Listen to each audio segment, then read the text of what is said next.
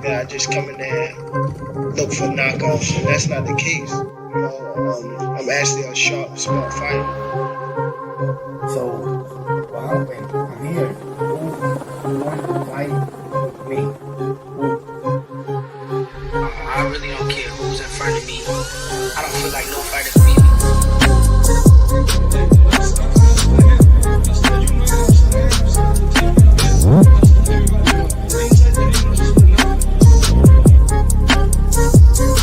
My goal is to demolish everybody, to be honest. Everybody that's in my way. The pinnacle to any weight division is to have all the belts, all of the titles.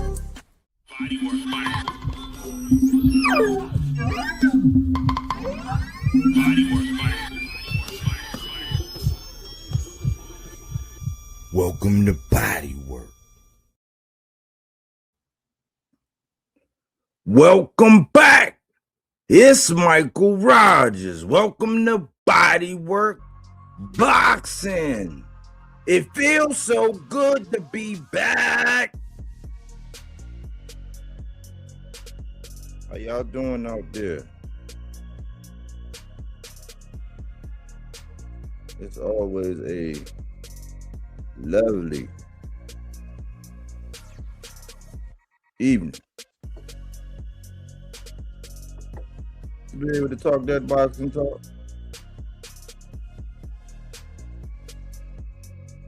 You know, I made a commitment this year that when if I ever feel like, you know, stepping back or whatever, to go on in, and I'm continuing my momentum, just trying to stay enthused and encouraged about the sport, man. Because I always say it's a relationship. You know what I'm saying? We got a relationship with boxing that's hardcore. Salute Cookie Monster. We got a relationship with boxing. You know, if you're hardcore, you ain't going nowhere. It's like you really ain't gonna go nowhere. Every now and again, you need a breather, but you ain't gonna go nowhere. You a casual? You know what I'm saying? I don't know how the casuals feel right now. I definitely gotta get a pulse on the casuals, man. I'll be trying not to listen to them at all. But we dealing with this. We dealing with the remnants of this snowstorm. It's been a lot of ice out. You know, I try to stay active, so I went out once, but it ain't really been cleared like that. And that stuff turned into ice. You know, Cookie Monster say, mic check, 1 2 1 2, sounding crystal clear. That's what I like to hear. I appreciate you, Cookie Monster. He holding the brother down. You know what I'm saying? No playing around. But I'm enthused, man. I'm enthused about the sport, and I've been trying to, especially with it being fight week and so much going on, man. That's why I say you gotta appreciate these times, man. When we getting everything and it's fight, we just had your good fight, and then it's fight week. We got something going on with Pro Box on Friday night. We got something going on Saturday. A lot of things going on Saturday. It's like 3 different cards with big implications, which I'll get to when I get to the meat and the potatoes. But a chill day for the most part. A chill day for the most part, man.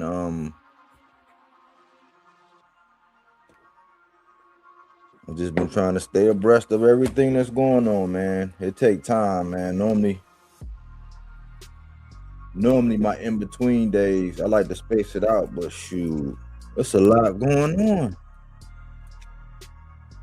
And they got to put things on wax.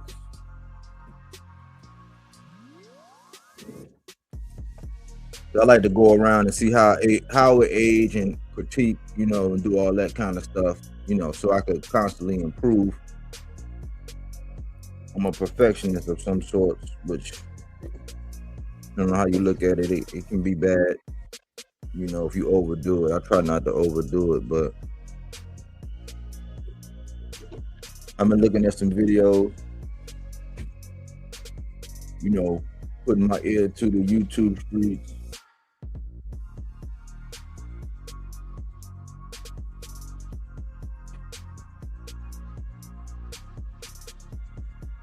And continuing to get the pulse, you know. So let me get down to the nitty gritty, man. We got to get into the housekeeping.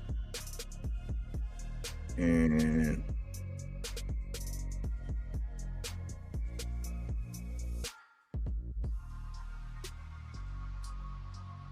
the first one, Oshaki wants the winner. Well, he really wants Shakur. He wants Shakur at 35. Or the winner of Navarrete and Nunez. He also mentioned Lamont Roach. You know, he sat down and did an interview here recently. I think that was, I don't like to misquote nobody, but I do like to give sources.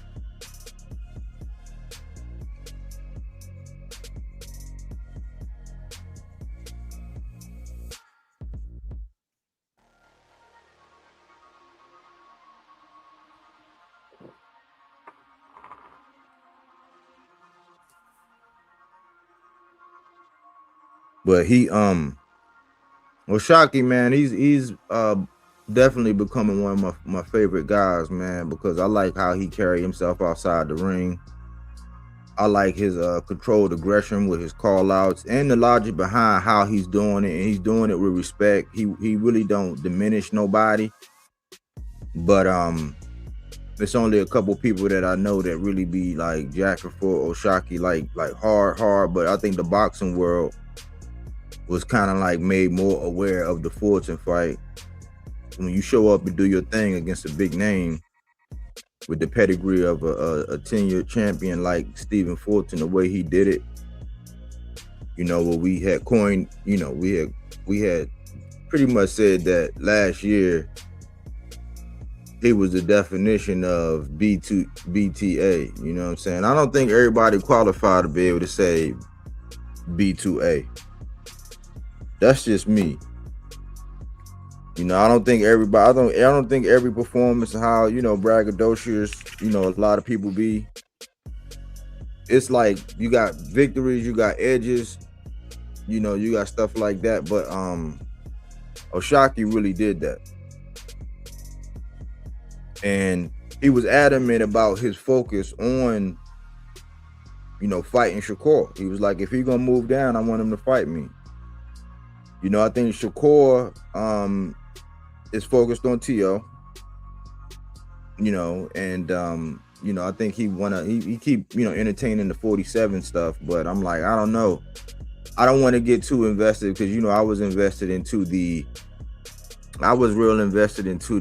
Tank and Shakur fight.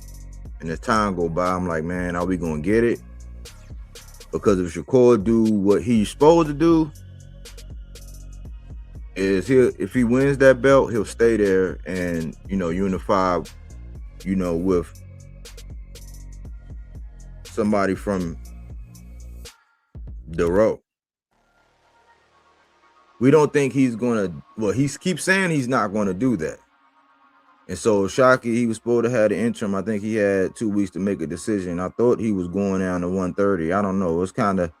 It was a little fuzzy part, and that's the part of the interview I wish would have got dug into, because to my understanding, he had chose 30, and that's why he wanted the, you know, winner of Navarrete and Nunez. But when it was known, when it was reiterated that Oshak was going for Shakur, and they had designated that strap he fought for, or he defended, they also made it to where, because the strap wasn't up because Fulton missed weight, but they made it for an interim 135.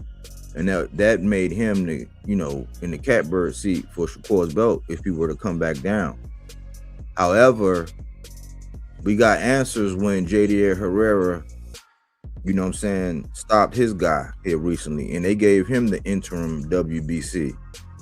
And he's been calling for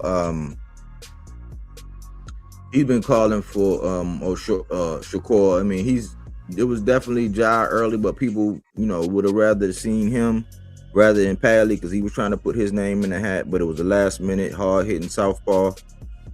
I think management was like, we'll take the electrician, you know, but Shakur wants Ray Ford to fight O'Shaquie, and O'Shaquie is he's in his prime, man.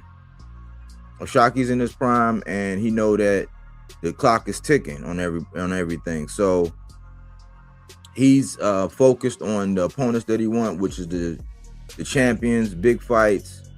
I'll take any one of those fights. You know, I think now it'll probably be the best time if he can get that Navarrete, because that'll do big for him. He get that Navarrete over Nunez. Either one of them, really. They both got names. Because if Nunez beat Navarrete, okay, cool, and they got history. If Navarrete beat it, you know, hopefully Navarrete will pull through. They know something behind closed doors. I know O'Shaquie was over there with that top ring. He's been mixing up with all these guys. Because if you look at it, Valdez and Navarrete and Conceição and Shock and Conceição, they had their little match where they pickpocketed O'Shaquie. Well, robbed him. I would say they robbed him. You know, robbed him. That was a robbery. The first time before Conceição, and he had to come back and get it back.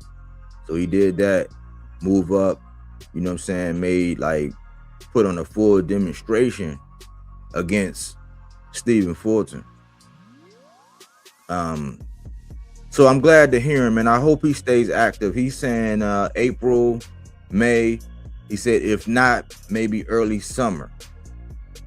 You know what I'm saying? So I like to hear that, man, from the guys that I really rock with, man. I like when they come out, you know what I'm saying? I like when they ain't really doing too much, but they keeping us informed, you know what I'm saying? Because, you know, when you're moving right, you really, really, really, either way, you really deserve your free time or whatever. But, like, in this era, you kind of got to stay abreast to keep up with what everybody else saying, because people be, you know, jockeying for that attention.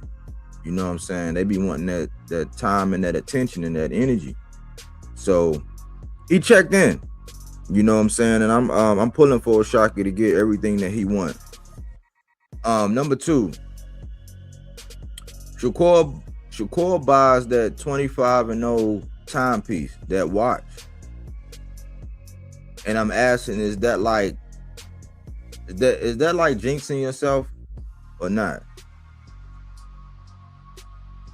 Because if you're 24-0 and you got a big fight and you get something inscribed as 25-0, is that just, you know, are you jinxing yourself or not? I don't know. I say, you know, I look at it both ways, man.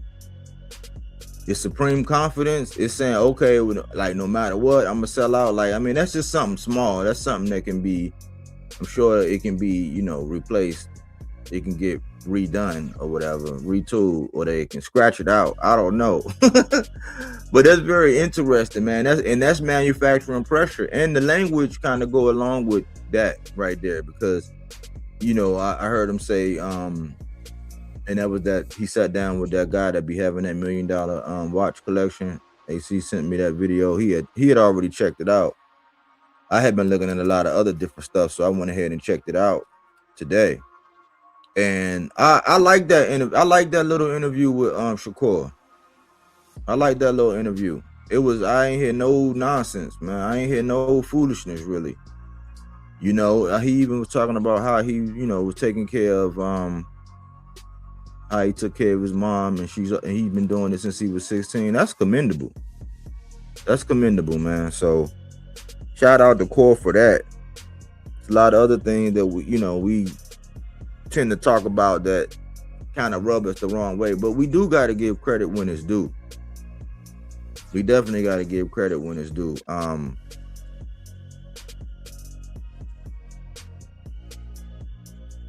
He talked about real estate a little bit, watching his, you know, he spoke on a couple of things to where he was in tune financially. I know last night we got into that a little bit, the last hour of the show, and just some regular life stuff, you know what I'm saying? But we had mentioned like investments and letting it be known to some of these younger guys and having it on wax that you do, you know, consider your life after boxing and, you know, your healthiness, you know what I'm saying, having your faculties in order, still being able to move around and, you know, maneuver and things like that. So he touched on that.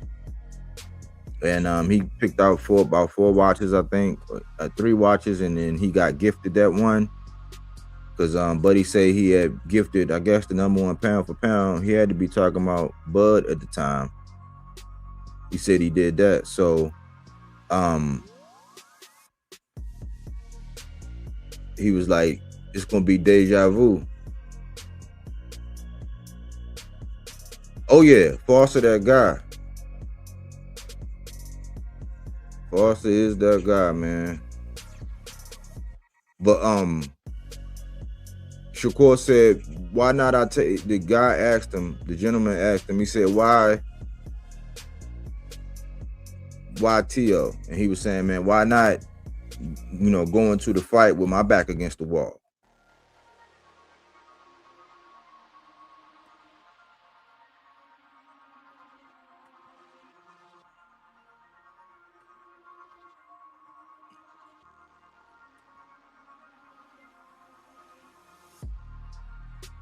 I got you out there. You say only way he loses if he's making 130, hurts him physically. Yeah, I think he's in a perfect position because he ain't no black. He like in shape, man. He's on his Jamel Charlo, man. Foster's the guy in the 30 pounds.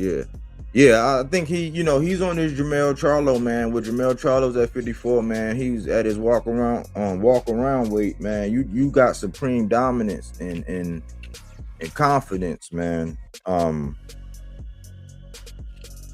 So I look forward to him, man. But what I'm finding interesting is I'm seeing some titles and things like that. Hold on 1 second, real quick.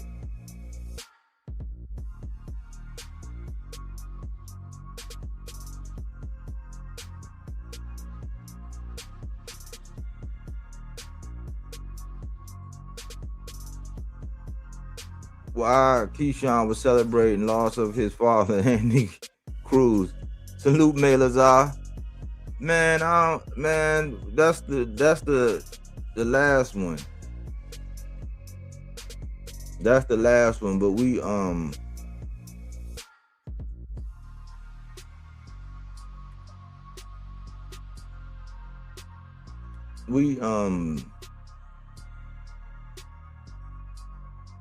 to Shakur for 1 second, man. I'm gonna get down to Keyshawn. This is what I don't realize. Like a lot of people out here, I see a lot of titles saying the only way T.O. can blah blah blah, and if it's this one thing, blah blah blah. And I'm like, well, the great Roy Jones, I mean, I know he kind of changed complexion a little bit with the conversation when he got on there with Andre Ward, but you know, he started bringing up some stuff that T.O. said. I mean, T.O. gave him a little bit few, but like Roy Jones, I got the clip where Roy Jones said this is basically a 50-50 fight.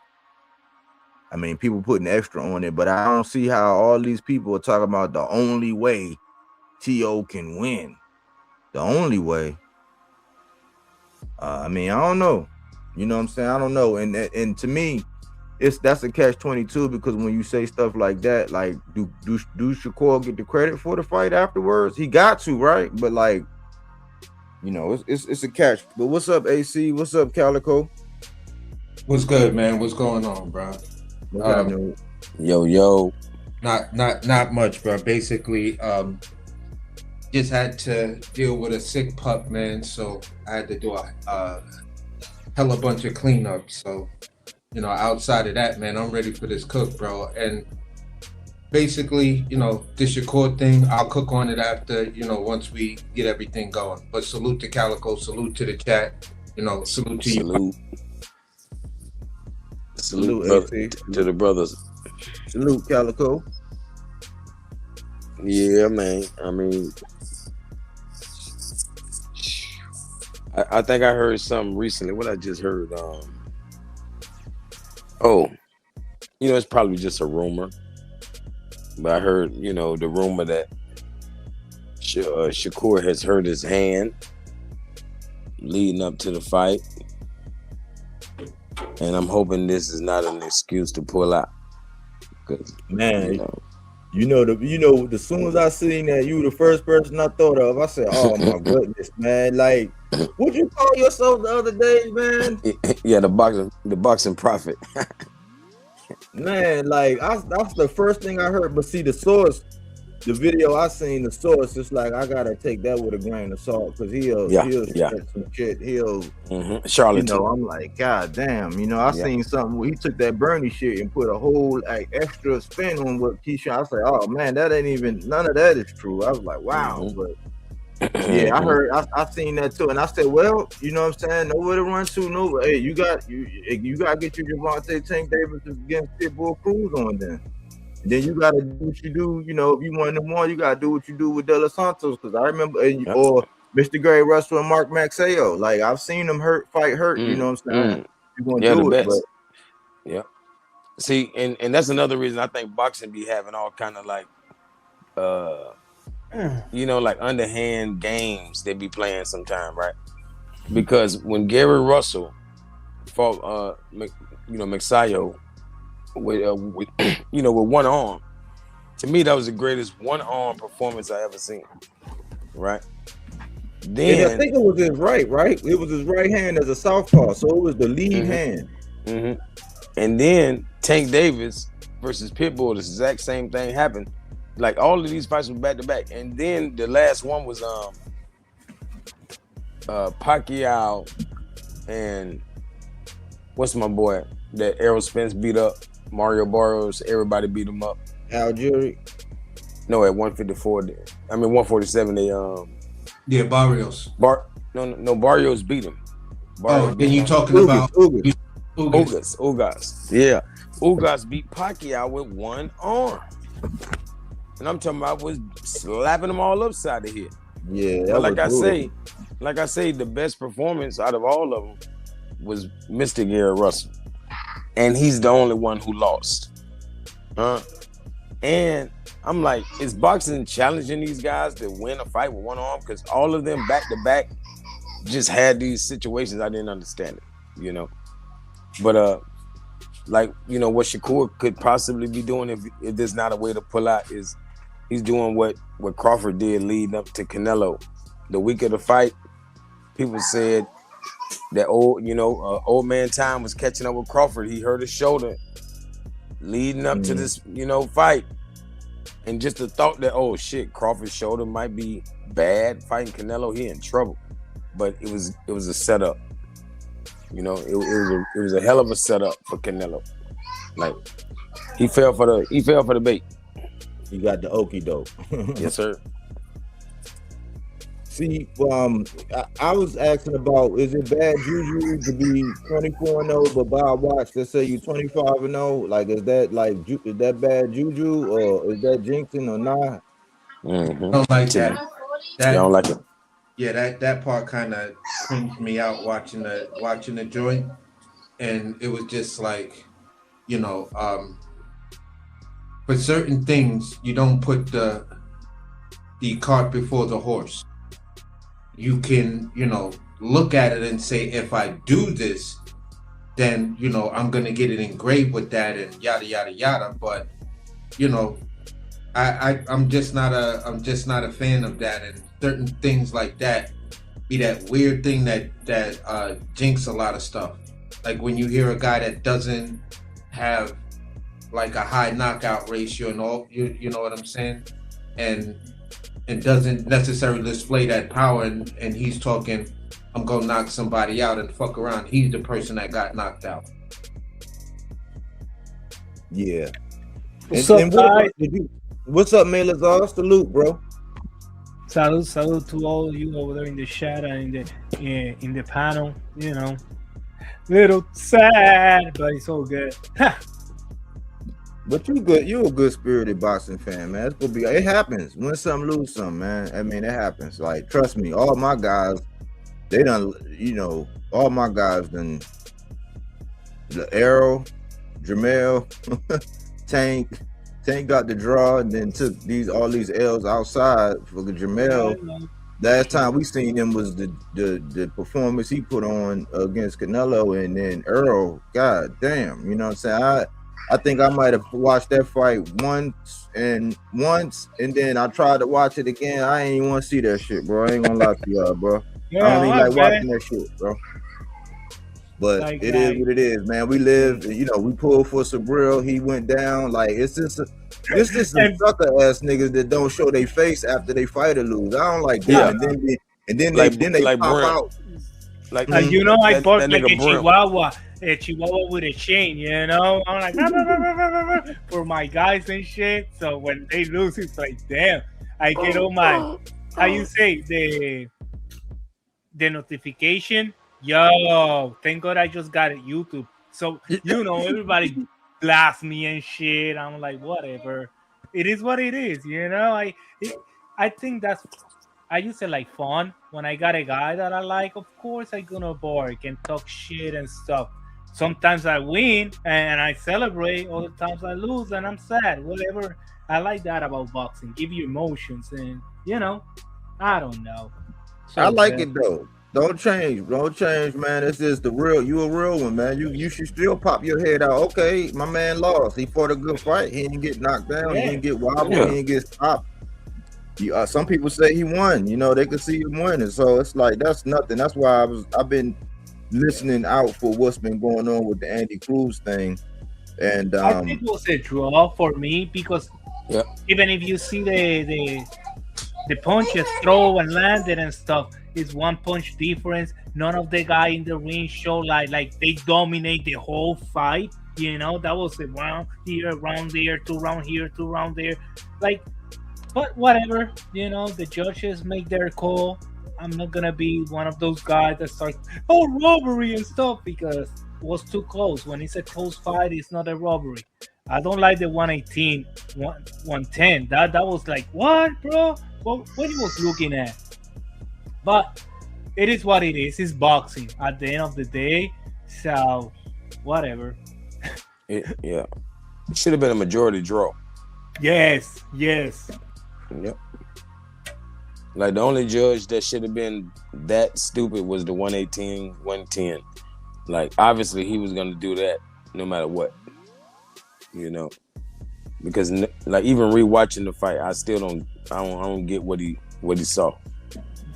Exactly. Like 2 rounds? You're giving Andy Cruz only 2 rounds? Like, Bro, I'm gonna be honest. The commentators in their scorecard be better than some of the judges, man. It's sad. it do over there. It really do over there almost all the time. And this is the first time I was like, I got it in my notes. I pulled up my notes the last time. Every time Chris Manners gave his score, I had the same score, bro. And I Me too. fast. Me too. I couldn't believe I'll it. be calling out the shit before them when I be listening, but I've been doing it. So, but yeah, and Mannix, this is the first time Mannix was on point, but like it be like they don't ever be in line with the judges, bro. That's what be making me I'm like, I don't know how you could be that far off, but Mannix was spot on.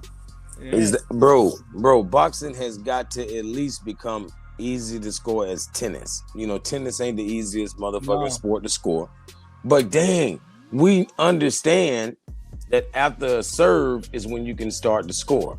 You know, dang, you know, like we can pick up the scoring. Right. Why is boxing acting like there's no way in the world you're gonna understand how the scoring really goes? No, Amor Dos in Las Vegas is like, bro, like I think most of the time the most controversial scores always happen in Las Vegas. It's like, bro, come on. But you know, yeah, it's hard because everybody have these scorecards and stuff like that, and when the judges come out, they come out with totally different numbers. We are like, what he was looking at? But meta, whatever. Yeah. Like Cuba is pretty much like if you ask me, Cuba's been like boxing's like footstool. Like, you know, Puerto Rico, Cuba, Like No, they refuse to really let y'all be great, yeah, especially we Cuba, always especially Cuba. no Puerto Rico. We make it happen all the time. We got champions like bro. But Cubans, like I was in a channel earlier, and the guys are like, no, we are clowns and like clowns, like we are the laughing stock. I'm like, what are you talking about, bro? No, but you know how the matches are ending and stuff like that. Yes, Like, politics. yeah, go to politics and shit. Yeah, we fight that stuff. You know, we know how the game is played, so we play it back. They don't like it, but you know, fuck it. Like if bro, unless y'all get a Tank Davis and somebody that can just steal fights by knocking people out, they're gonna always rob y'all. Yeah, that's why we were so behind Subriel. You feel me? And you saw he get knocked down. He stand up in seven. In seven, the freaking referee don't do the count, the whole count. Check his glove. Walk this way. Walk this. You know, like protection count or whatever. No, seven. Oh, it's over. Like, what you mean? It's over. And you let. But we have to deal with that shit. You know, it is what it is. What we can do? Yeah, I keep Yeah, watching boxing. Fuck There's it. there's like a catch 22 to, and it can be like a double-edged sword. Yeah, At the end of the day, it is what it is. it becomes twofold. That sometimes you get a ref that stops the fight way too early. Mhm. You get a ref that, you know, doesn't call a knockdown. You feel what I'm saying? Or takes a point for some weird shit. You feel what I'm saying? Or intervenes with something. And then on top of that, you have the situation with the judges. You know what I'm saying? There's been chatter in the past where they was like, yo, you know what? Then let the third man in the ring have a say in the scoring. He's the one that sees it from all angles. But then there's also the situations where he doesn't see it from all the angles. And then when they do replay, it clearly shows that there was a punch there. So at the end of the day, it's like, okay, do you want to do that, or is the absolute fix is to bring replay into it? And then, you know, I really don't know. You don't really get a lot of these, the guys like during the 2000s that would actually challenge a victory. Like, nah, this dude didn't beat me. Look at the way they scored this. And some of those dudes won those cases. But then we never saw those guys again who went against the business of boxing. It's real. Oh hell no. That's a slippery slope. That's a slippery slope too, because you know how the public going to perceive you. But replay, that's the point. Like I was been a couple fights ago. It was a card on I want to say it was a Top Rank card where a dude got knocked down and they said no knockdown, but they went back and was like, yeah, he did, you know what I'm saying, get knocked down, and they got it right, but replay, I forgot where it was, but like they looked at it, you know what I'm saying? I was like, yeah, they gotta, because it's too much. I showed y'all that betting stuff yesterday. Oh, like you $20 would have got me $400 and something, but because the way they judged that fight, like in the odds, they put the odds so high, you know what I'm saying? It was like, man, it's too much to cover. Yeah, it's too much to cover. It's like, because people gonna put something on it just in case it happened. But then there's people that's like, given this situation, yeah, that with this parlay, I had a parlay with Moritalia and Jesse Hart. You know what I'm saying? That Pro is going to Maryland. I don't know if it's gonna be close at you. Yeah, they're gonna have good guys. They up here frequently. They was up here for Lamont Roach a couple times. But this one thing before I forget, Calico, I'll let you go real quick. Just before I forget. As far as that scoring thing goes, when we were talking about the knockout, you were saying unless you got a Tank Davis, I've seen it to where this is the situation where Tank is at. I've seen Tank outbox somebody, but because they don't look at him like a boxer, your knockout, he don't get them rounds. I'm like, I don't know. Like if you go back and look at that Pitbull fight when he was boxing, when he really had to, people was talking about how close it was. I'm like, man, yeah, I mean, Pitbull had his moments, and Tank get touched sometimes. You know what I'm saying? That's one of his things. Sometimes he like that, like he like to get touched. Sometimes he don't care. Sometimes he'll take whatever to give, whatever. That's just his style. But that man boxed in some of them Mario Barrios things. That man was boxing, and they didn't they don't put, since they see him as a knockout artist, they wasn't scoring his boxing. I'm like, man, so it's weird, man, with these judges. But go ahead, Calico. Of course, with Tank, bro, he is a money machine and he don't need these guys. You know, he even told the Turkey, you want me? And he give this crazy price of give me 2 Lamborghini, because he is not going over there. I don't need your money. I make my, and that make the business of boxing mad. Like, this little fucker come from the ghetto, he's not an Olympian, it's not nothing, you know, and he's making more money than my guys that I invest so much money, you know, in amateur Olympics, all this shit, and now he's selling 3 times what my guys are selling, and he, you know, like, of course they get mad because Tank break the system, you know. Exactly. You don't need them.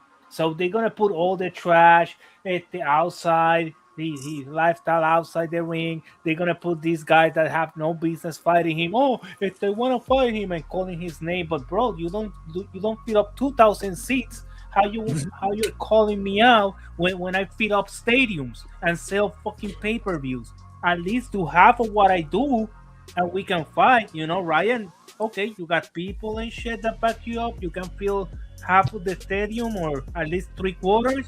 Okay, let's make it 5. But if you cannot even fill up 3/4, how the fuck you want me that I freaking bring everybody to the building? And if that shit don't fill up, I lose money too? Fuck you. Yeah, Roach. You know? You feel me? But he sold that one and stuff, and because Roach, but man, cabrón, it's a bunch of boxes that he was a leech. Like in the moment that he wasn't selling shit, of course he's calling out Tank like a freaking leech just to try to take half of the pay-per-view sales. And half, half, motherfucker. You don't sell even 100K of pay-per-view. How the fuck you want half of mine? Are you crazy? Exactly. Be happy to be on TV. Go ahead. Hey y'all, yeah. Hey y'all, when, just to close out this one point, when football went to replay, they also implemented that guy, I guess in New York, or the guy in the sky, or the guy in the booth. Yeah. Boxing might need that, bro. If they bring in replay, they need to have somebody designated, or like 3 people designated in a remote place so we can get it right. You know what I'm saying? So we could just, I mean, it's more money and all that, but like, man, it's nah. New York State Athletic Commission, they should do that. Yeah, variation for the boxing sport. Florida got a repeat, and if it wasn't a knockdown and the referee don't call it, but they go to the repeat, they that's why you saw it in Pro Box, because what was happening in Florida. Yeah. But it's the commission, you know? Each commission should have it. The last one real quick is Keyshawn celebrated Andy's loss more than Morataya. People been kind of clowning Keyshawn, and I was saying, man, like, that's why I was trying to say, man, you can't be out here talking about like all, you know, doing that religious stuff or whatever, and you know, and then you saying I've changed, but you haven't changed, and I don't understand why he celebrated. I mean, that's like, I talked about it when Dev did it when Rolly beat Ryan. You know what I'm saying? It's like it's kind of wild. It's like it's goofy. It's like because you didn't beat him, and that just because you seen Morataya do that don't mean you can do that. That's why so in hindsight, people was running with the fact that they were running with the fact that like what they was running with Keyshawn, basically running with Keyshawn's narrative. And the fact that Keyshawn could just beat Andy, I'm like, that's not like. Sometimes people got your number. Some of my closest fights been with like my friends, and your friends know, like they know you, they know how you fight, they know your tendencies. Some of the closest ones, because like it's like he got familiarity with you. Then that victory that Morataya got, that don't have nothing to do with you, bro. Like you want to be friends with the ops. Morataya might come up there to 40. And spank you. Yeah, and spank your ass. But he already going in there respect and shaking the man. I'm like, man, and then I'm team Morataya. I'm like, but you changed. You telling us so don't be getting on me when I be cooking Keyshawn ass because he out here showing his ass like a clown. I gotta come in with this one right here on that right there, because on Keyshawn's YouTube page, he's got the picture of him like doing like the let me hear it type thing with his hand to his ear. So when you read down in the comments and you see where he commented, he was like you know, Andy Cruz loses. I'm getting ready to fight Jermaine Ortiz. How y'all think the outcome gonna go? At first, you know, you see a bunch of people just, you know, eggplant eating. Whether it's eggplant parmesan, it just don't matter. Eggplant natsu, they filleting on this shit. And then I literally just start writing, bro, I wrote there, that is some real bitch shit, and you're showing yourself to be a real bitch. Because on one of the comments he writes, someone says, yo, Key, but on some real shit, you still gotta see him. He's like, for what? The way he beat him, I know I'll knock him out. How he beat him that easy? I'm like, I went in so bad, called this dude all kind of bitches, like, yo, that's some real bitch ass shit, you fucking bitch. Because at the end of the day, that man was calling you out when he had 3 or 4 fights. Legend. You could have been the first one to beat him when you were still good at 35. But you refused to fight him, and now somebody else beat him. Now you got all this confidence to beat him. Nigga, you's a bitch. Fuck you and fuck that DB3 bullshit. And I'm done with that dude. Keyshawn lost every ounce of respect. I don't respect this dude as a person no more. Fuck his fighting style. I don't give a fuck about none of them. Fuck him as a staff, a label, and a CEO. If you want to go down with DB3, you already know. Fuck you too. I'm just saying, real talk. You see? Like, see, that's why I like Frank Martin myself. Yes. I still feel like Frank the Ghost will put him to sleep. That's why he won't even mention Frank. Too. I believe the same shit. Yeah, he won't even mention Frank name. Like, that's really the level Frank should have stayed at. Instead of going to Tank, he should have beat up on the, Keyshawn's. Keyshawn didn't want to fight him. Yeah, but Tank was the fight. He already beat everybody. Yeah. He was over there.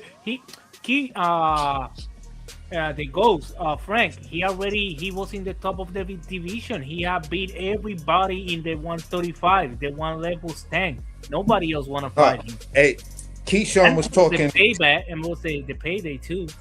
Keyshawn was talking all of this smack. He said something about Frank Martin. Frank Martin is at an interview at some fight type thing. Lady talking to Frank Martin. She's like, "Oh, there goes Keyshawn right there." Keyshawn walks up to this dude. Keyshawn like, "Yeah." Before then, he's like, "Yeah, I'll fight Frank Martin. I'll do this and I'll do that to him. Yada yada yada. Y'all don't know. Blah blah blah." Frank sees him and tells him, "Listen, unless you're ready to fight, keep my motherfucking name out your mouth." You clearly hear the dude tell him, "Keep my motherfucking name out your mouth. I'm not the dude to be playing with or fucking with or thinking you gonna clout chase on me or nothing like that. If you want to fight, let's fight." Keyshawn then he's looking in the camera and looking at everybody else, the same thing he did with Hitchens. Now he gets outside and he's like, "Why everybody want to fight me? I only got everybody want to fight the guy with 6-7 fights. Wait till I get 4 more fights. I'm going after all the smoke." So there was a time where Frank Martin pressed him and he backed down. He literally ducked out of that smoke. Because you're the silver fucking Olympian, motherfucker. That's why. You're supposed to be levels ahead of us. Not be confused. Because what Andy did, go for the champion at 7-5. He was like, "No, give me another easy guy. I'm calling you out, Keyshawn. I'm calling, and I'm gonna." And if you tell me that, oh my God, Murataya beat the shit of Andy Cruz, maybe I can get it. But no, it wasn't like that. And you celebrating that, it's like, oh shit, I don't have to fight the guy that beat me every single time. My father, I don't have to beat my freaking daddy. Bingo. Now he feel like the pressure is off of him. No. That's why he celebrated like that. He celebrated more than Murataya. Murataya was solemn in lunch pail, hard hat. you know what I'm saying, eye straight ahead type. You know, I'm moving on. He ain't even get that braggadocious. Like I'm like, you make us look job bad, man. That's why I say, man, you know, celebrate however you want, but you like Frontline Cheers, say, you boy. got a tall task ahead of you, buddy. Yep. But, Shout out Oh, to that's my Jermaine boy. Ortiz. Frontline. That's my boy. Yo, he know boxing too. I told him to come over here. Good shit. Hey, he been here a See, while. See, I'm gonna be honest with you. Like, Keyshawn don't have the defense, like definitely like a Loma, and he doesn't even have the defense like Tiafimo. So, what is he gonna do with this wild style of Jermaine Ortiz that is very evasive, Sube Frontline. but he knows how to press, and it's always like surprise, motherfucker. You know what I'm saying? Like Tio was able to come out of a lot of those traps. You feel me? How is this dude? Like, only thing he could do is ball up or grab. I'm telling you, that's all he's gonna be able to do.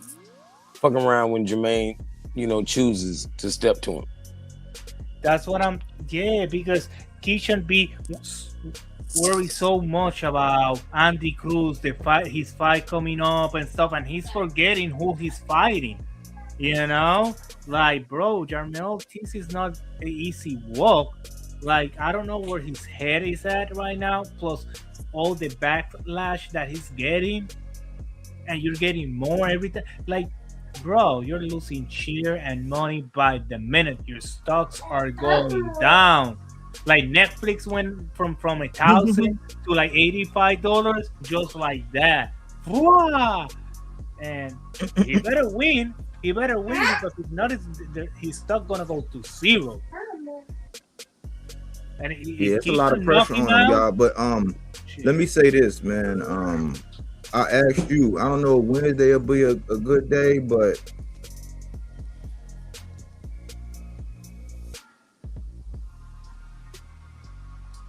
you see that, Melazar? No, where?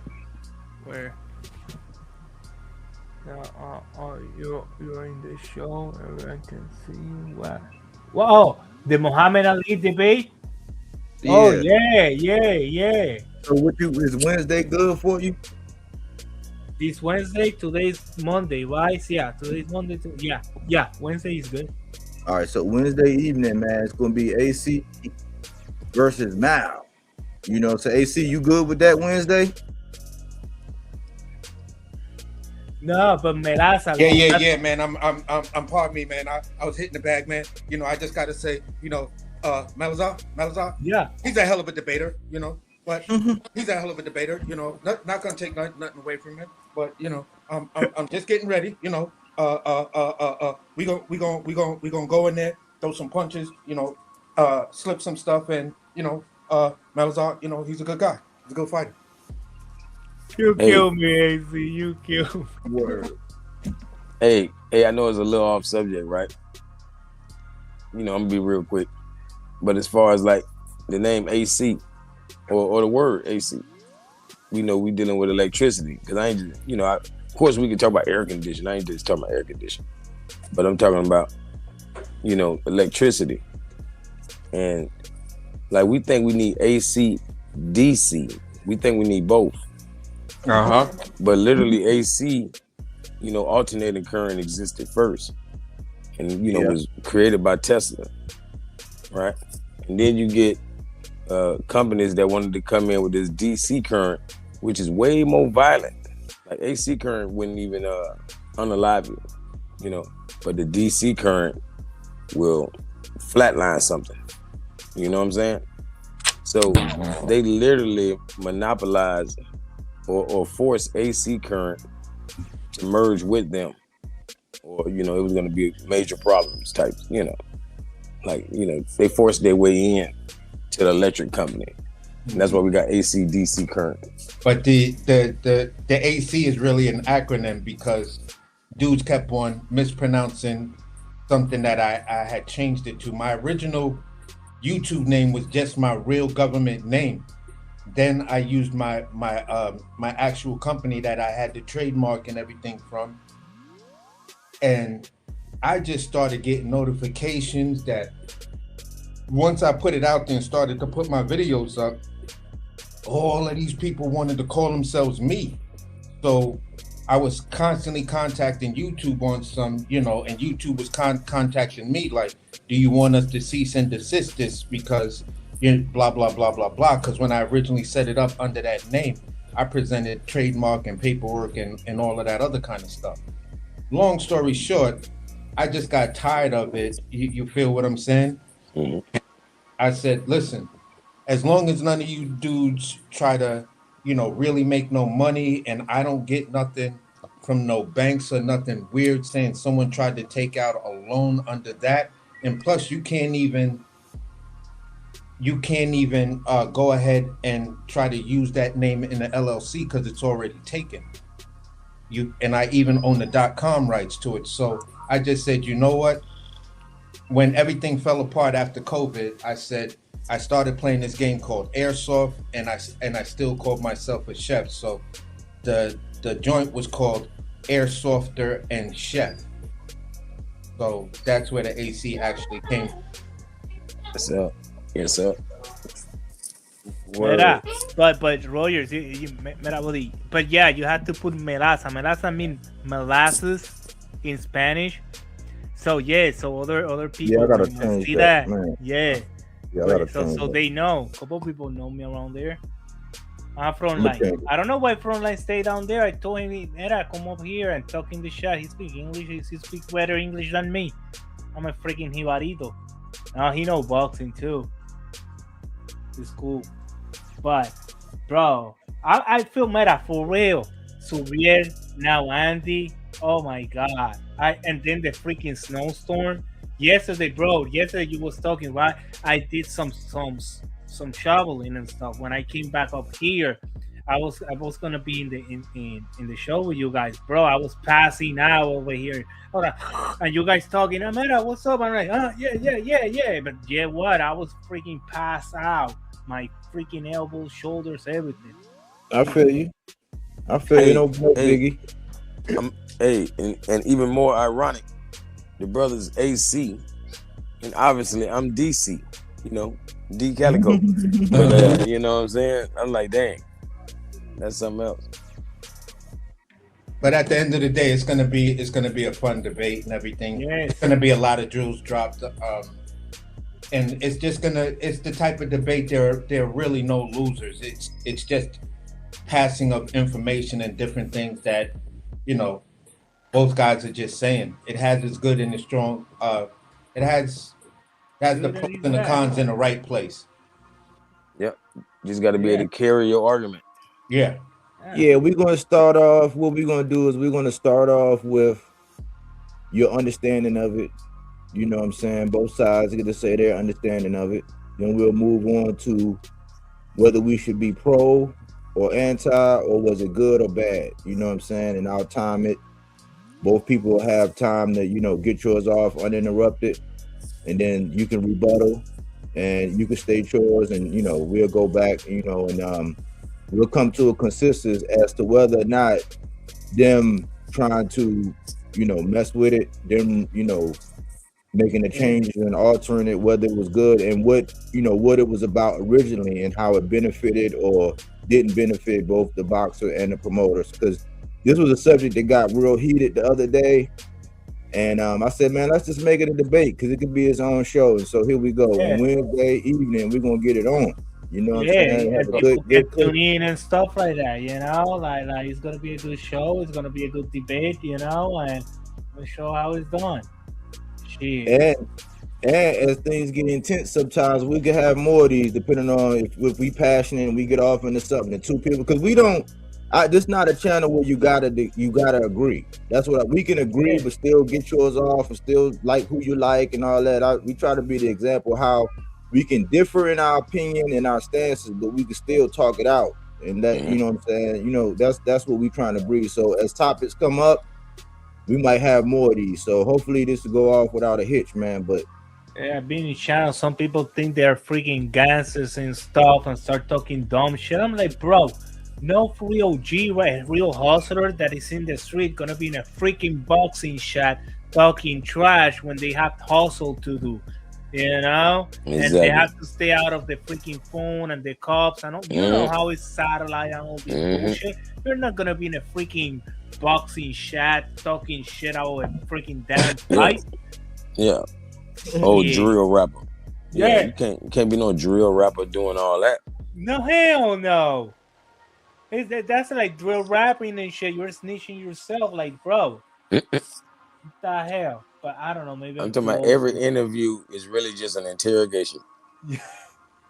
For Bro, real. I saw And they fall for it.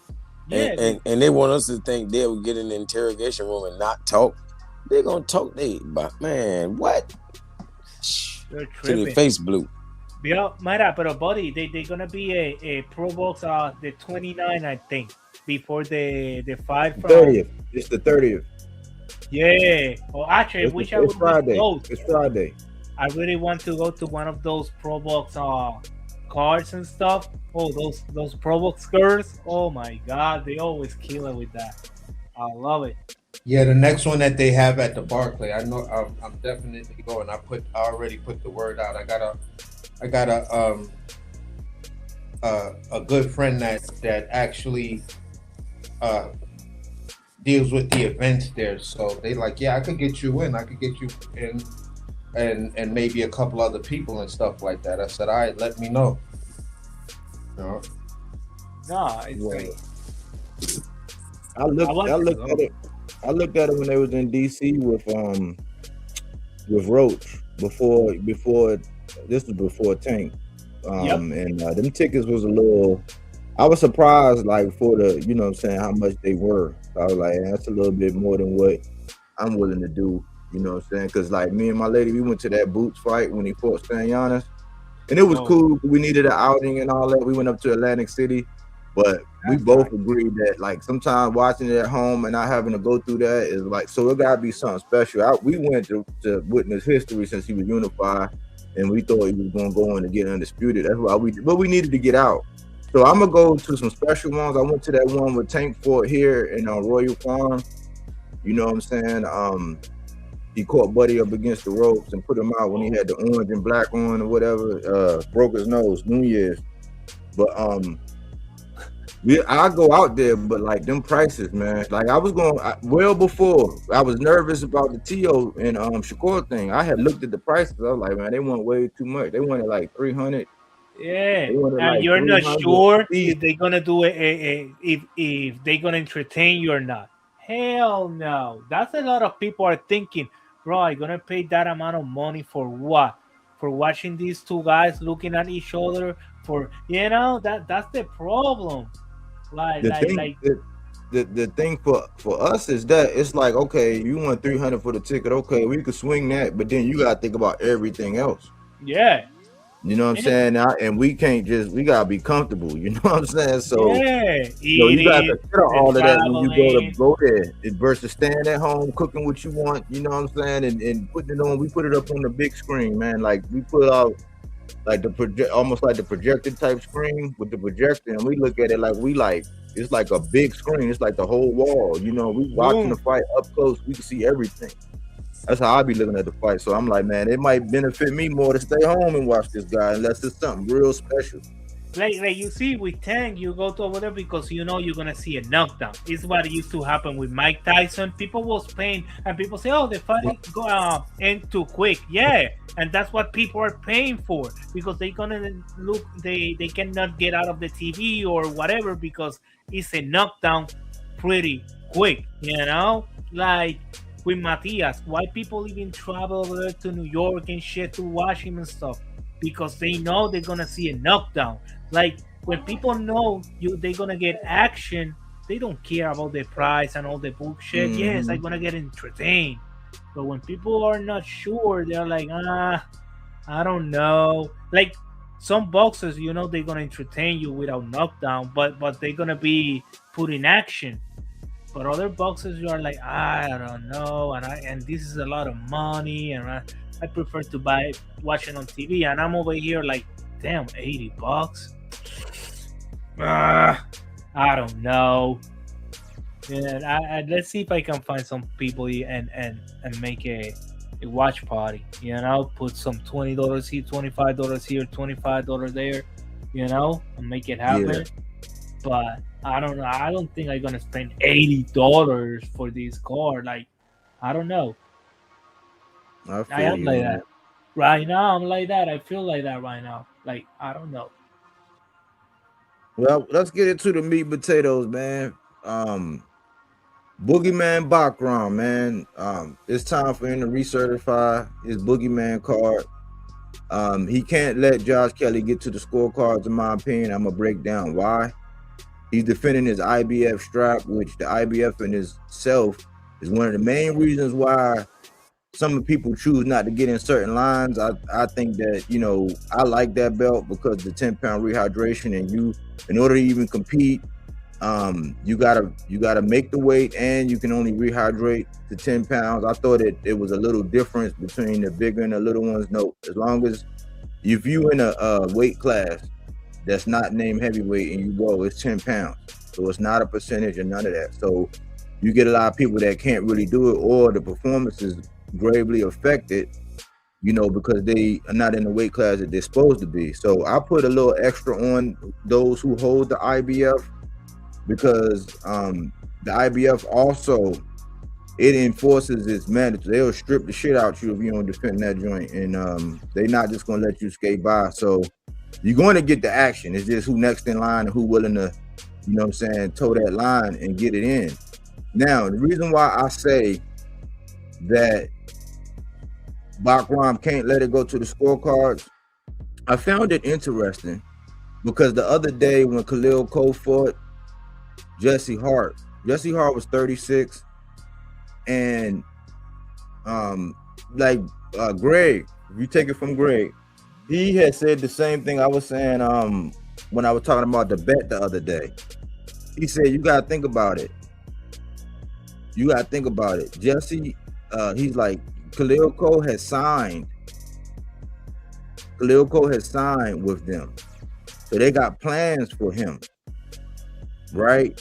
Jesse Hart, he was long, you know, a little long in the tooth, hadn't been the most active, you know, no plans, not signing anybody, almost like how Blair was for a while, where it's like, you know, viable fighter, decent resume, definitely, you know, can fight, but he was in no man's land because he wasn't signed to these labels. Well, come to find out, Eddie has signed Josh Kelly, and we thought that it would just be the winner, which by default, yeah, it's going to be the winner because Eddie bought the purse bid, and he got Josh Kelly with plans on fighting Boots. He said he was signed up to fight Boots next if he is to win, and I think that he can win. Those were Eddie words. So I'm thinking, man, Bakhram is like, he got his own thing going on. They couldn't get him a fight. He's coming off of a 15-month hiatus, not because he didn't want to fight, but because nobody would, you know, cross that line. Virgil and Robert Garcia, mainly Robert Garcia, said, yeah, they would do it had he not had that IBF rehydration clause. And a couple other people, Lubin said he wouldn't do it because of the money. And I was just like, wow, like a lot of people are coming up with reasons why they don't want to, you know what I'm saying? When Boots came out and he called out Bakhram and said if that little cub got something, you know what I'm saying, they both responded instantly. I said they was boxed in. Like what, coming up on what? Shoot, it might be almost 2 years now. I did this thumbnail and I said, man, it's a movie. It's already built in. You know, we seen that movie. We want to see it again. You know, so I have been on this. I had another one when I saw that Sabril couldn't get a fight. I was saying, listen, if nobody can't fight you, move up and fight Boots. Kept the same energy and said, well, Boots, since nobody won't fight you, move up. The common denominator with that is the IBF. That's why I was saying, listen, man, you're going to have to eventually go there, then move up if that couldn't happen. So I had did a series or a show called Why Not? Like, why wouldn't Boots fight Bakhram? Long story short, nobody got in that line. Nobody said the man's name. A lot of people saying, oh, it's over speculation when you say that this man is a boogeyman, but we seen what he did to Tim Tszyu, and nobody has signed up, whether it was money, IBF rehydration. You know, in my book, when it comes to my guys, those are considered excuses. I'm not sure why it's something different when it comes down to Bakhram, but we have a fight. Eddie has plans for Josh Kelly to fight Boots. If it goes to the scorecards, we've seen Virgil get dropped twice by a bull truck and still get his hand raised. Why? Because of the business of boxing. We saw the business of boxing with Jesse Hart and Khalil Cole the other night. Bakhram can recertify his Boogeyman card if he get the stoppage. That's what I'm leaning towards. But Josh Kelly can't box. You see, he got that Olympic tattoo, and he is a mover. He's a stick and mover. He can do a Xander Zayas type thing. He can do a Devin Haney thing and outbox the boxer puncher. But a lot of people got him going down. Which somebody got something? You think somebody got something? Okay. Yeah. Well, no, you're talking, right? Go ahead. No, go ahead. Damn, I was muted up. Go ahead, Malazar.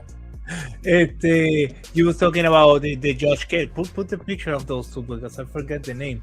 Josh Kelly and Bakhram, right? And the IBF and how the common denominator is like people don't want to go through it because the other three organisms make it so like they don't even have a weight limit to you can rebound, right? Like we call it rebotar in Spanish. That's why they say rebound in English. But like your weight, right? Like you don't have no weight limit to go when you get inside the ring. I remember back in the days they even put you the weight of the weight class and the weight that the boxer was in the ring, and they never was more than 8 to 10 pounds. So now you got these boxers coming to the ring 15, 20. They're like, come on, bro. Those are a lot of pounds. So now you don't want to fight under the IBF because you are 15 pounds overweight, 20 pounds overweight. So you're fighting sometimes 2 divisions over. So the IBF, they got their mandatory and their rules and stuff, but it looks like people are using that ranking to then go to the other organization because they don't have a ranking like the IBF. So they use their ranking to fight for other titles in other organizations. So what the hell are you doing? Like I don't know. Like the IBF should put more the rules, and the fighter who fight under the IBF have to follow the rules and cannot use it in other organisms. I don't know, but it's messed up. Like people avoiding the IBF, and that's one of my favorite titles. I love that eagle, the red, everything on it. Like, bro, for real, I love the IBF title. But in this era, people are not respecting the rule of the IBF. You know, they try to avoid the IBF, only fight if it's a unification. Look at Hitchens. Now he's stuck with that title. He's not fighting nobody. He's making no money. And then they have to go to another weight class because nobody want to fight in their weight class. Look what happened to Boots. He lose those 2 titles. He lose the leverage, and now he's like a homeless guy in 154 pounds. That's why. Yeah. That's where I am. For me, I'd look at it like this. I'm in agreement that looking at the landscape of everything and looking at how, people purchased 11-foot poles because they didn't want to touch Bakhram with a 10-foot pole. This shit makes perfect sense. It's like, bruh, what are you guys doing? So he doesn't letting it go to a decision or think he's gonna get a decision when. I don't think that's an option for him. I hope it's not what he thinks is an option in his mind or his team does. At the end of the day, he has to break him down methodically, and even if the stoppage comes in the 12th, just never let off that gas. You feel what I'm saying? What I give him credit for is that he's in I've seen him in the same gyms and things like that as Baturviev. So I hope he's been, staying busy and stuff like that, working with Baturviev and some of those other guys over there, so he's always in shape. So he'll just be ready. I think that cold weather where he's at and things like that, I think that's probably what's going to be the best thing, to whereas hopefully the layoff doesn't really have anything to do with it, but just adjusting your timing within the first couple of rounds. But his conditioning and working out in that cold weather and stuff like that, and running in that cold weather, I believe that's going to be the thing that keeps him fresh and healthy. And, you know, his lungs are always going to be blown open to expand to whereas the conditioning is not going to be the factor. It's going to, the biggest factor in the fight is whether or not he can, because of the layoff, how much of his timing is affected. So, Yeah. that's the big issue for me. Outside of that, I believe if he's gonna get a stoppage, it's gonna come between 10 and between 11 or 12. I think Kelly's gonna manage. If I'm wrong, but I think he's gonna manage to stay in the fight to that amount of time, and then, you know, maybe with the type of movement he may think he can bring to that situation, the crowd's not gonna like it, and then he's gonna react, and that's when he's gonna try to slow down and really put some stuff together, and that's gonna get him caught by Bakhram. But I kind of see this fight right now looking like I hate to say it, but it's gonna look somewhat like Andy Cruz versus Mortala. Yeah, Mortaya, until he gets his timing. And once he gets Cut out, AC.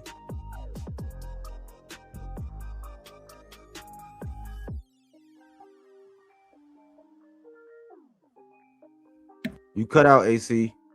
aggressively, I'm just gonna land the plane that, okay, so it was always about, you know, put some of these guys, the IBF, and now that they had a strong enough contender who's adjusted himself and acclimated himself to the IBF, that's the guy that you got to beat Bakhram, and then now everybody's gonna run for the IBF belt, and that's just some real coward stuff to me.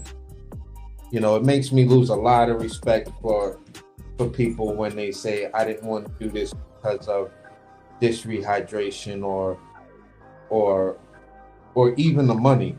Because if you take the dude out, even if the reward is low, if you take the dude out, the reward is actually high. The pay may be low, but the reward is actually high.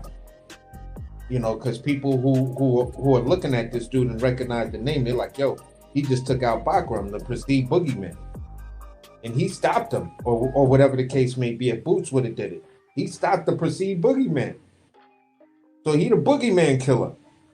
That's what have been that's what it would have been if it was a level like Boots. For Josh Kelly, if Josh Kelly wins, it's so Bakhram wasn't the boogeyman we thought he was.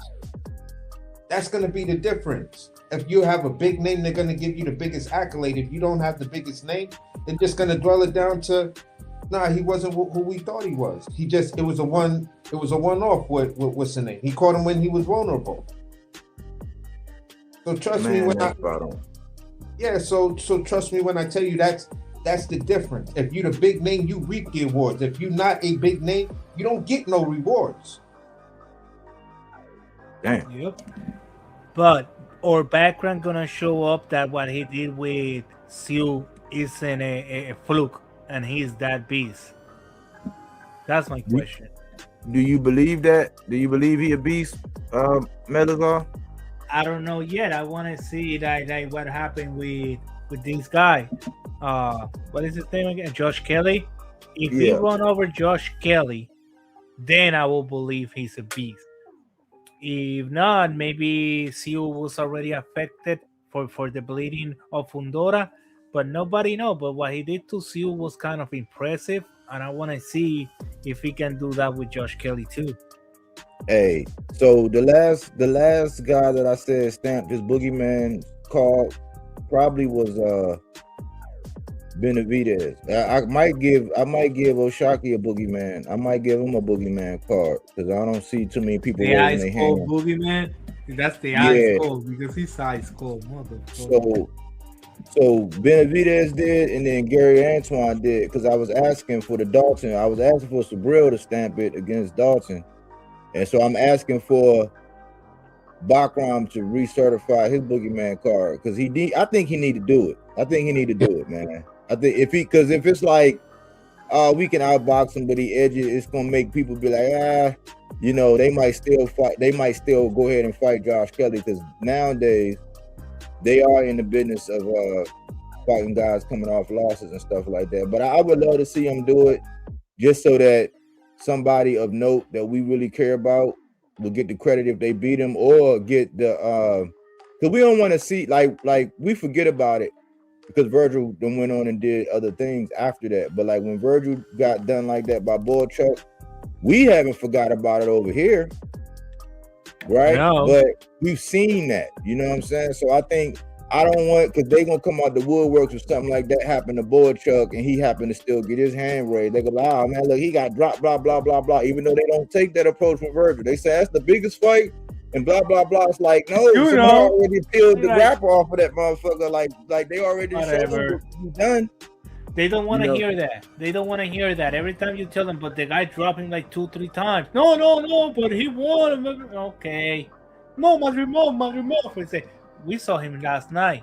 What happened? He should finish that fight way earlier. What happened? Come on, bro. You know what, y'all? I think this was gonna have to happen, y'all.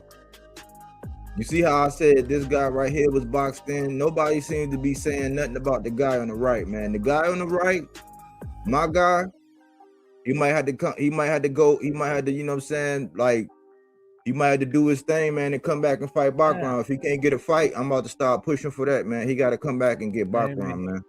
But he knows the IBF and what is going through the IBF. I think that's why he's trying to get another title. I think if he can clash Fundora instead of Virgil, or go for the WBA.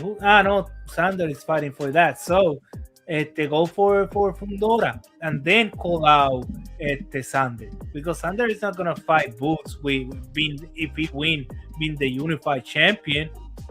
You know, maybe the other guy will if he win, but if it's Sander, I know, no way. Top Rank will not do that. Yeah. Do y'all think Jamel would even be able to get a Fundora? Because I think Jamel unless inactivity is whatever, and how he fought Canelo is that way, I think he'll beat the shit out of Fundora. I mean, in my opinion, Fundora one of my guys. Yeah, but with this inactivity, bro, he needs like 1 or 2 fights for real. Fundora right now is in his peak, in his moment, and Charlo be out for a minute. But you see who he calling for? You see he calling for Virgil or Boots. Well, of course, because you was already a name, and you will not gonna start with you. You want a big paycheck too, and he know Virgil is a good paycheck, and Boots, bro, of course, gonna be a big paycheck. So I think Virgil is a good comeback fight for Charlo, so we can see where he at. Actually, I think a Virgil versus, because everybody want to make these title fights, and make it bigger too. But where are the titles? You guys don't have titles. And I remember, remember watching fights without title, and people bought it because was super excited, and you can be in an undercard of a Benavidez fight. Let's put it like that, right? A name, just throw a name. Or if you want to bring to be ball over here to the state, you can put them in the undercard so they sell the Americans and the other shit see me ball with the title. Examples like that. But I think Charlo versus Ortiz, Virgil, that's a pretty damn good fight for him if he come back. I think Boots is a lot. Even if he was at all the titles and whatever, I think Boots right now is a lot like Fundora, because they are kind of in their peak and stuff, in their moment, and he's coming out from a big layoff, a big, and wasn't a healthy layoff. You know, he was drinking, pouring. We didn't even know what he was doing. That was his brother. But yeah, I mean, Oh, okay. oh yeah. He the one. He stay in shape. I think he was just. Yeah, I because don't know. He was just chilling. he do a lot of modeling overseas and stuff like that. So So he was modeling. Oh my God! Yeah, Are you think that he's ready for the ring? nah, but he been calling people out. He knows Yeah, that we don't know. We can call people out, Hey, but listen, you got to be in shape to be a model. This ain't one of them, yeah, but weird skinny Versace models. Like he was, like they was putting on fitted stuff. yeah, but Over the years, you did see glimpse of him doing stuff. He was at the Ortiz fight, telling when Eddie and Conor Ben passed him, like, yo, call me. I'm trying to get a fight with your peoples. Like you could line me up with any one of your guys at 54. Eddie Hearn sucked as a promoter. He didn't knew how to sell Murataya and Andy Cruz. He put it in that theater in Las Vegas. I bet because Supa was over there and was some money. Bro, that fight was to make it in the East Coast, Florida, Virginia, whatever. Like was a bunch of Puerto Ricans that love Andy, the Cubans too. It's a lot of Mexican over there in Florida. You put it in the Hard Rock Cafe over there, bro, you will have way more people. But whatever, you know what we know. We're just fans. Shit. But at the end of the day,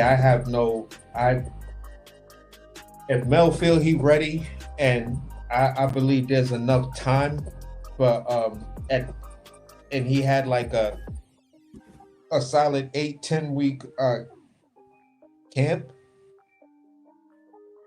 Some of those dudes, I think he could beat coming right off the couch, because they haven't actually been proven, and they haven't really shown me anything.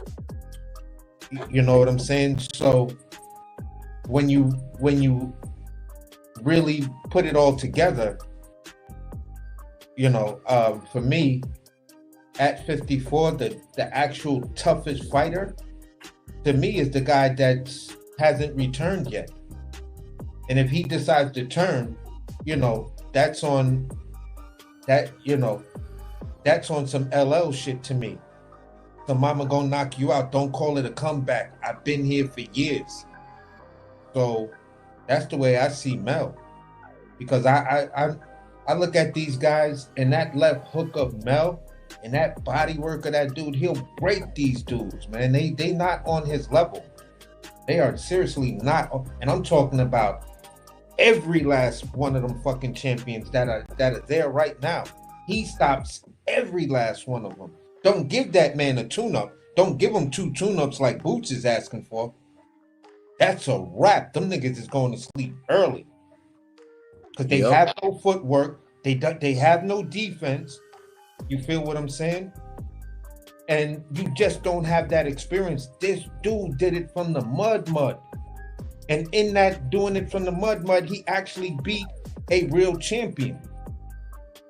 So he got all kind of experience that they just not. It won't even be funny, man. It'll be the easiest 2-time undisputed we've ever seen. He'll do that shit as easy as Canelo and Inoue did it. Wow. Yep. I believe it too, because people keep saying, "Oh man, Boots, I got him beating Jamel." I'm like, well, why he don't feel like that? Like Mel is out, and then they flip the script and say he out here begging. I'm like, so now when a former, this is the standard of YouTube. People do whole videos, whole lives, 3-hour live, 2-hour lives, saying that Mel is out here begging for a Boots fight or begging for a Virgil fight. I'm like, a former. That's how y'all want to put it, for a former undisputed. If he feel like he ready and he can come right back and get it, then that's it. That's how he feel. If he gets smacked around, he gets smacked around. But like, you gotta respect the shooter, man. Like, that's what I be trying to say. They don't care about Mel. They don't even recognize his undisputed like everybody else. Oh yeah, it's because few people wasn't there here when he was undisputed. But yeah, like if Pacquiao can come and fight for a freaking title because he was a legend back in the mid 2000s, what the F the undisputed champion of like 3 years ago cannot come back and have a fight, even a title fight if he wants to.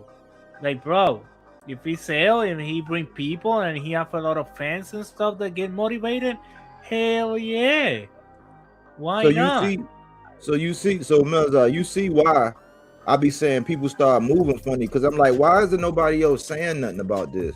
Mel's asking for it. It's not like I mean, I hate to use this example, but when Bud did it and people were saying, yeah, Bud, you should fight Boots. Like, you got Mel, who's in the division you moved up to, the former undisputed in that division, not just a guy who held one belt, one guy who went by one and picked them all up with Derrick James.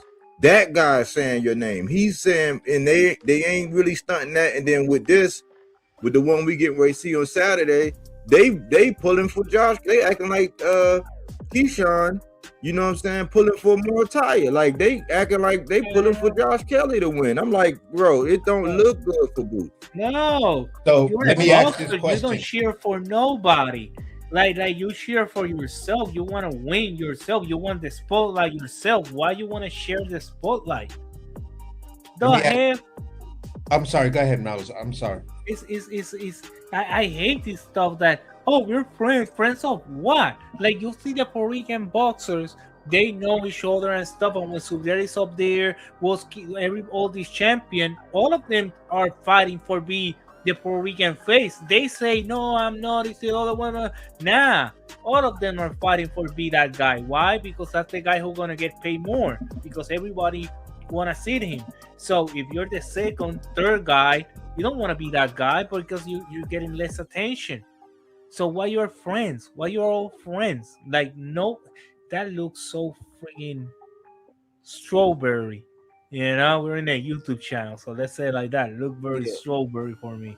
I'm gonna say it like this. When I look at the names, Jason Rosario, Brian Castano, and Tony Harrison, and I look at these guys and say to myself, all right, who of these current champions can beat any of these three guys?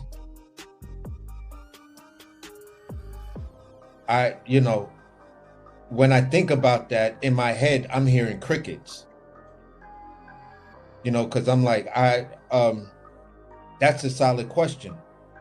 Because I think a person like Brian Castano give all of them dudes problems, like major problems. Hell yeah. You know what I'm saying? And then I believe Rosario, wasn't he the WBA and IBF champ? I think he spent though. I think yeah. No. I'm saying I'm just saying at the time when when Rosario was Jason Rosario. Yeah. You feel what I'm saying? So when I look at those guys and look at where these guys are right now and match them up, Jason Rosario at this moment where these guys are, Brian Castano at this moment where these guys are, Tony Harrison, them dudes fuck all you dudes up. So for me, it's not like I'm trying to play a triangle theory. I'm just saying, all right, we talk about levels of competition. We look at whose names are on your resume, and then we break down how tough was the fighter if we know the names. And at the end of the day, I'm just like, yo, as a fighter, as a young bull fighter, if I was in Boots's spot right now, I'm in Ortiz's spot right now, I'm in Bakhram's spot right now, you know what I'm saying? I'm in Yoenis Teller's spot right. I mean, not Yoenis Teller's, Abbas Baru's spot right now. If I'm in even, Xander Zaya's spot right now, my next big fight, after what I do, whatever I do, I have to be calling out Mel Charlo. Like, bro, I don't know how I don't know how I become the real champion of this division, but I think it's through you. And I think the minute you come back for a dude like me, they gonna reinstate that. I want your real championship. I want to beat the guy who was the guy at his weight class. even if they don't give it back to you, I still want to beat you because you were still the man at this weight class. And I hear you calling out all them niggas. I hear you calling out all of them. I'm telling you, I'm the only dude running towards that smoke. What's really good? That separates yourself from everybody else at 54. Mel is the fight for these guys. Mel is the fight for these guys. Mel come back and give that man a tune-up and let him come back, because all you other dudes act for tune-ups. You fought light touches and did all of this, weird stuff. That's more money for investment. We first need to know if the crowd gonna come for Mel. I think I've been hearing a couple people talking about Mel. And Crowd stuff. will come for Mel. The crowd go out for that dude. But look, wait a limit. Look, you can't. So if we're talking about for Boots, let's just say Boots or Virgil. For Virgil, it's Texas. It's just add water. Because Errol Spence been linked to Ortiz after all his inactivity, and he got stopped. And he got stopped. Like Mel didn't get stopped. Mel got up out of his league. You know what I'm saying? Didn't fight his fight. I don't know what the hell. I ain't making no excuses. You know what I'm saying? Canelo won. You know what I'm saying? But this is Mel. Mel been tied to Errol Spence too, coming back. So, like, if we're talking about Boots, listen. He went down there to go see Virgil. Virgil don't got no belt. Like, he just the interim champ, under Fundora, but like he don't got no belt. So Mel, he ain't got so it ain't no title, it's a name. Like, he's the name. You know what I'm saying? Like, it's no, and when you look, he not even so for Boots' argument, he not even considered a knockout artist, even though he is a knockout artist. He's 54%, but he's 35-2 with 19 knockouts. The one loss was Tony Harrison, which was like, some people say pickpocket. You know what I'm saying? That was a pickpocket. The other loss was to Canelo Alvarez. Other than that, he fought Castano twice. Castano gave Laura everything he wanted. So he got Castano twice, Jason Rosario, Tony Harrison, Jorge Cota, Tony Harrison again, and everybody he fight twice, he stops him the second time around. Austin Trout, he made Erickson Lubin's career turn all the way around. Charles Hatley hit him with a devastating overhand right. Like, Charles from Texas too, right? Gabe Rosado. You know what I'm saying? He knocked out Dennis Douglas, Mama's boy. Like, come on, man. Like, this is a name. Like, I don't understand. Charles from Texas, right? Yeah. Well, he's from Louisiana. He's from Louisiana. Virgil is from Texas. So you're gonna have the Texas crowd. That bro, that's a huge crowd. You don't need to, and because Oscar wanna claim that Virgil got all these big names and stuff, blah blah blah blah blah. Well, if you really want to have a name to then call out Boots and make more money, I think Charlo is a perfect freaking name to call out and fight.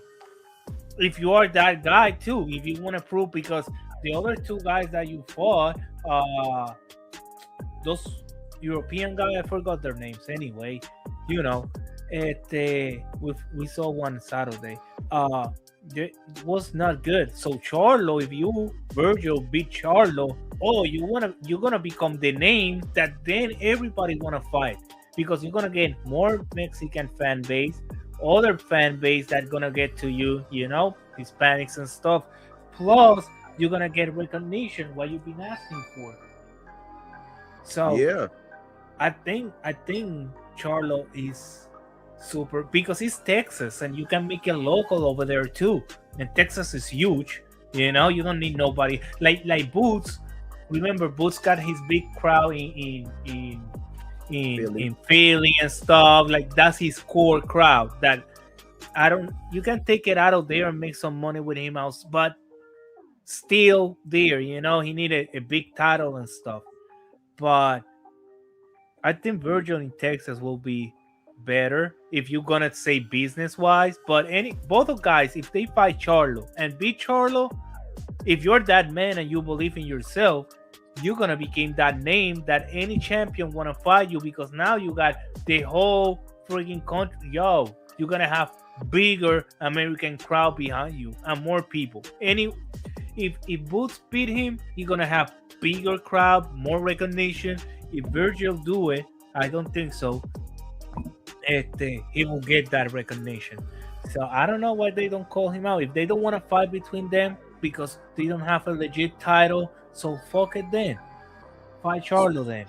So But that's look, let me ask y'all something. Let me ask both of y'all something. Being that Eddie got Josh Kelly on a 2-fight deal, let's just say Bakhram does stamp his Boogeyman card, and he retains his strap. You know what I'm saying? Knocks Josh Kelly out in devastating fashion around the 8th round. You know what I'm saying? Puts him to sleep. Hit the canvas. Is Boots gonna fight Bakhram, or is he gonna still fight Josh Kelly?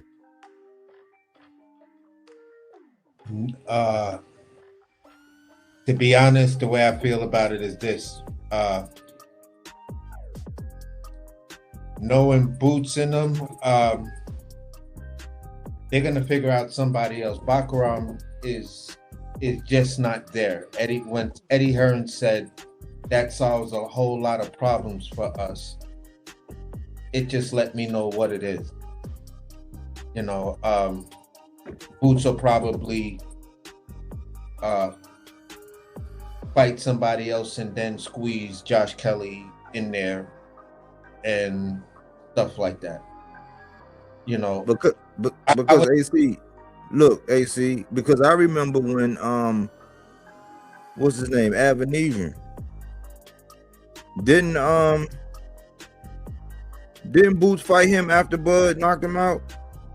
Pretty much, yeah. Because Avanesian didn't fight anybody after he fought Bud. The next person he fought was Boots. Yeah, so that let me see, let me make sure. Oh, he fought one other person. Okay, he had one fight in between. Okay. One fight. One 6 rounder. He went from a 12. All these 12, that's crazy. Cut 1, 2, 3, 4, 5, 6, 7. He had 7 12-round fights. After Bud, he went down to a 6-round fight and then came back and fought Boots in a 12-round fight. Then went back down to a 6-round fight and got a TKO. But wow. I mean, but go ahead, AC. Promoters, they don't want to pay that much money, so they drop your rounds. Yeah. Yeah, so I was just like, you know, I believe Josh Kelly is still in Boots' future. Let's just say I see Boots fighting Josh Kelly like this. Josh Kelly goes and gets a super easy touch, does really well with that, and then him and Boots fight. But I believe Eddie Hearn just doesn't want any of his fighters that he wants to put a big name behind. I don't think he wants any of those guys to like really fuck with that banana peel name Bakhram. So I just don't. Honestly, I don't see it. I don't see it in either fighter. I don't think Boots fights either guy. Guys, I got a question. You don't think we need some guys like Arturo Gatti and Mickey Ward, you know, in boxing? These white dudes fight, you know, that type of style. Like, I think it's missing of boxing. And if Eddie Hearn got guys like Bakhram, now Dalton Smith and stuff, you know, bring it here in the state and have them here fighting, will create something better in boxing, you know? Like, because I don't know, he got this Europeans guy fighting over there all the time. But you don't make it to come here so people get familiar with them, can buy them too. And I don't know, it's kind of like nobody want to fight them. The fight don't make that much money. Like, well, you don't sell them. Like, I don't know. Or when he bring him over here, he get a foreign opponent to come over here. So it's like he big up. I said this a long time ago. Yeah. He caters to that foreign market because even when it's a fight over here, you get some off-brand name. So we don't know if those fights that Boots had. Okay, I'll give him the Stan Giannis fight because that was a unification and Stan Giannis was notable from PBC. You know, Yeah. but outside of that, nobody really knew Karen, and that kind of boosted Karen's stock a little bit. I think people want to, after those fights, they want to see him again. They don't look at it like, oh, he got washed, you know what I'm saying, both times. Because technically he did get washed both times, but people still want to see him because of how he fought. That's like, but as far as the stock of Boots, it could have been higher had it been better names. And I think the clock is ticking on Boots. And I don't think Eddie can afford to hold him. He can't afford to hold him, man, because all it takes is a bad camp. Boots is a gym rat, and he's that Ferrari everybody want to see up against the Lamborghinis, man. You know, Boots is a guy till you keep it at least 3 times a year fighting if he don't get caught in one of the fights, because if you get caught in one or 2 fights and you're gonna make money with him, you know. And it's a good. If you got him from PBC, what the hell are you not fucking promoted how he should be promoted? You don't have the money to do it. You don't want to do it. You want to destroy American boxing and take it to Saudi Arabia or give us Sufa with the UB. You know, I don't know. So something so fishy out of these dudes. So this is where I'm at with Boots. He's the interim champ of the WBA, right? Abbas Baru is about to unify, right? If they're looking at something in March, to whereas Eddie was kind of hinting that that's when Boots might be back. If Bakhram wins, right? This is who I'm looking at. Ioannis Tellus, right? Israel Madrimov, or where's he at? Maybe a Brandon Adams. For who? But for who? For Boots. For Boots? No, if the guy beats Sander, I think then, because that guy don't have a promotion, he's promoting himself, right? So I think then Eddie gonna make the move and take that fight. And you're saying if a boss beats Xander, then if that, I don't think so, but if I'm not gonna say nothing, because every time I go for a guy he loses. So fuck Sander, you know. Bas Baru is the guy. Fuck it. But let me just put it to you like this.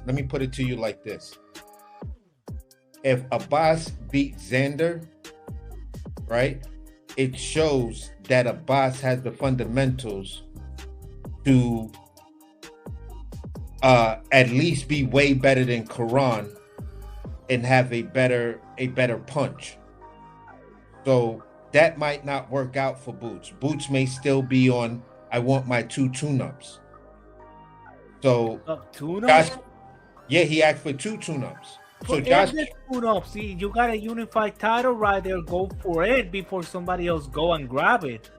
You know, because if a boss wins, nobody's checking for a boss immediately. It would be a boss probably, because a boss did say if he wins, he wants Bakhram. And I gave him a lot of respect for that. Yeah, for another title. But you feel what I'm saying? So yeah, but then they're gonna take that fight to Europe. That's what I'm saying. Like on that zone or something. But Boots still wants his, you know, Boots still wants his what's the name? He's basically saying at the end of the day, if it's not Virgil, then I want my tune-up, because Josh Kelly, in my opinion, versus Boots is it's a little tough, but it's still like a tune-up. You feel what I'm saying? Don't get that unification. He had to go for Barack, the German. Yeah, no, fuck that. Like the fuck. Yeah, but I'm just saying the way they moving him. To me, a name like Ioannis Tellus, because he did have a good showing. If he wasn't dropped in the 12th round, that could have made a big difference on the outcome of that fight. Leave Ioannis Tellus out of that. Boots gonna run over that kid. Leave that Israel. Kid no, I'm not saying that. What I'm saying is this. All I'm saying is, as far as Cuban to make, as far as tune-ups, to make Boots look good again. So you stop a Ioannis Tellus. You then either stop at Israel Madrimov. That's better. Madrimov is better. Better name. Because already Cubans got. But what I'm saying is Madrimov just basically fought, and he didn't look that good this weekend. That's what I'm saying. If Boots knock him out, take it out of the business. Yeah, outside of that, maybe a young Brandon Adams. I'm trying to see if this is the same guy, or I may be mixing him up with somebody out of lower division. But I wanted to see if this is the same guy that I'm thinking about. And I'm just saying to myself, those to me would be the three candidates. I think for if what's the name wins and Boots is still looking for his tune-up fight. I think Madrimov, you know what, I like that one because Madrimov fought Virgil, right? So and Bud. if Boots knock him out or run through him, gonna make him look way better. They're gonna promote this shit out of him. Yeah, and he's gonna get a better fan. He got a fan base, but it's gonna be bigger. He did what Bud and Virgil couldn't do and stopped him. You know how this freaking exactly. That's why I picked Madrimov in there because when you kind of look at all three of the names except, and I'm only saying I'm a little sketchy on the Brandon Adams dude, but he actually is ranked number 2 in the WBC and he's ranked number 2 in the WBO under Josh Kelly. Yeah. So Brandon Adams may be the tougher out of the three and maybe the fresher. I just, let me just box wreck him. I'll shut my mouth and box wreck him and stop guessing about the dude. I take it out of the question. One, because he was knocked down in his last fight. Even if they were to the scorecard, Cubans got it bad right now. Like, those are easy. Like Dominicans got better reputation than the Cuban right now. I remember this dude. I remember. Yeah, I know. So what's his name? Brandon Adams. Yeah. Oh yeah. Brandon Adams. He tough. Yeah. He knocked Boychuk out the first time, and This is the dude. That's why I was like, this name sounds familiar. I just want to make sure it's the same guy. This was the guy that just beat Boychuk in the rematch. Yeah, the second time. Yeah, the second time, and he looked impressive in that fight. He beat the shit out of Boychuk. You feel what I'm saying? So what I'm saying is good. That guy is and good. And that's why I'm saying Brandon Adams is a solid name that'll fit. If this doesn't happen, you feel what I'm saying? You take out the guy, and for Boots, you're taking out the guy who took out the guy that arguably everybody said beat you. He beat him twice, and Boots stops him. How does that look? AC.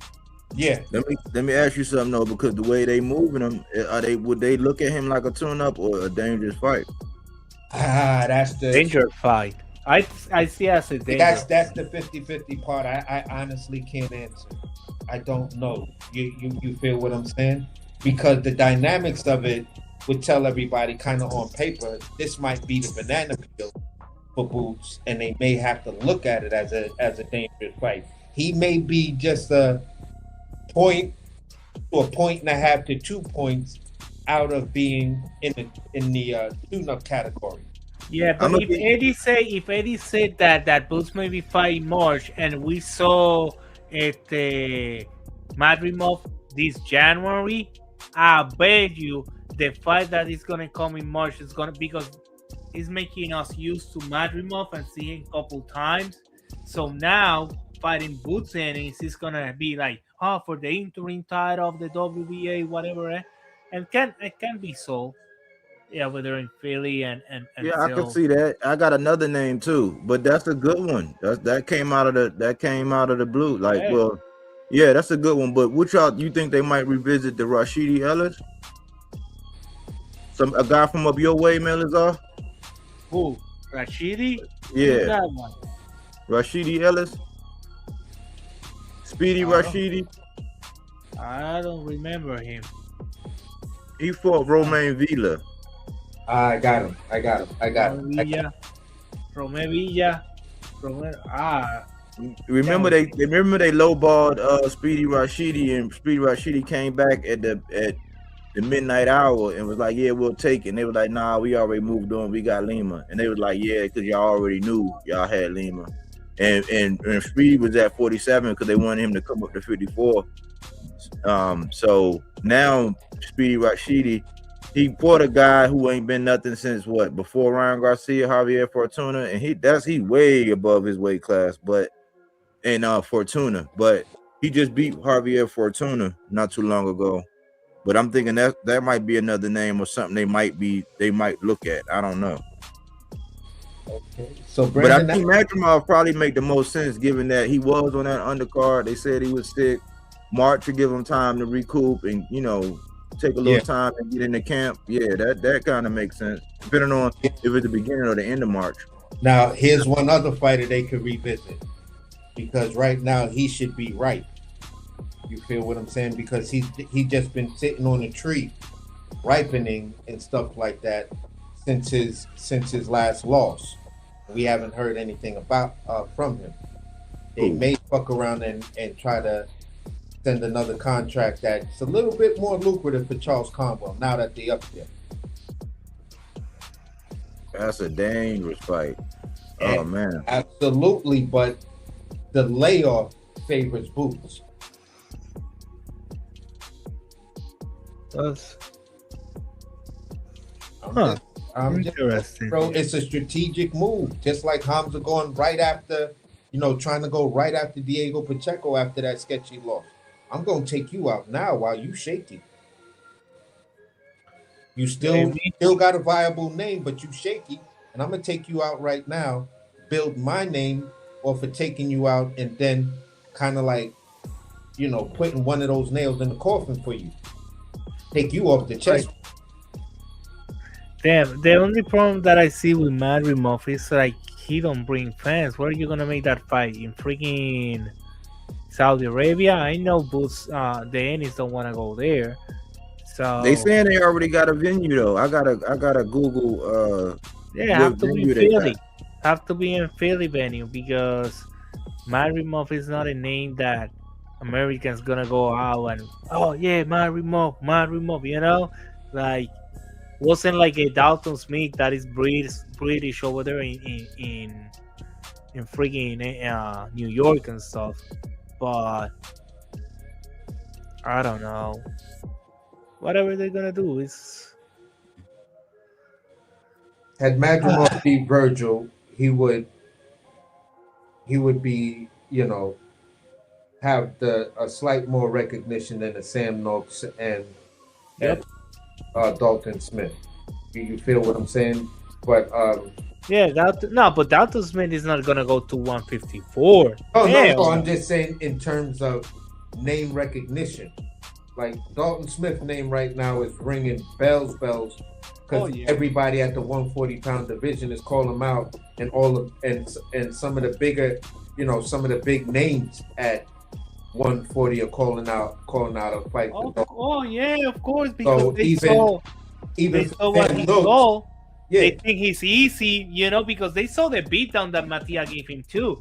So they say, he's gonna fight. No, he don't fight like that.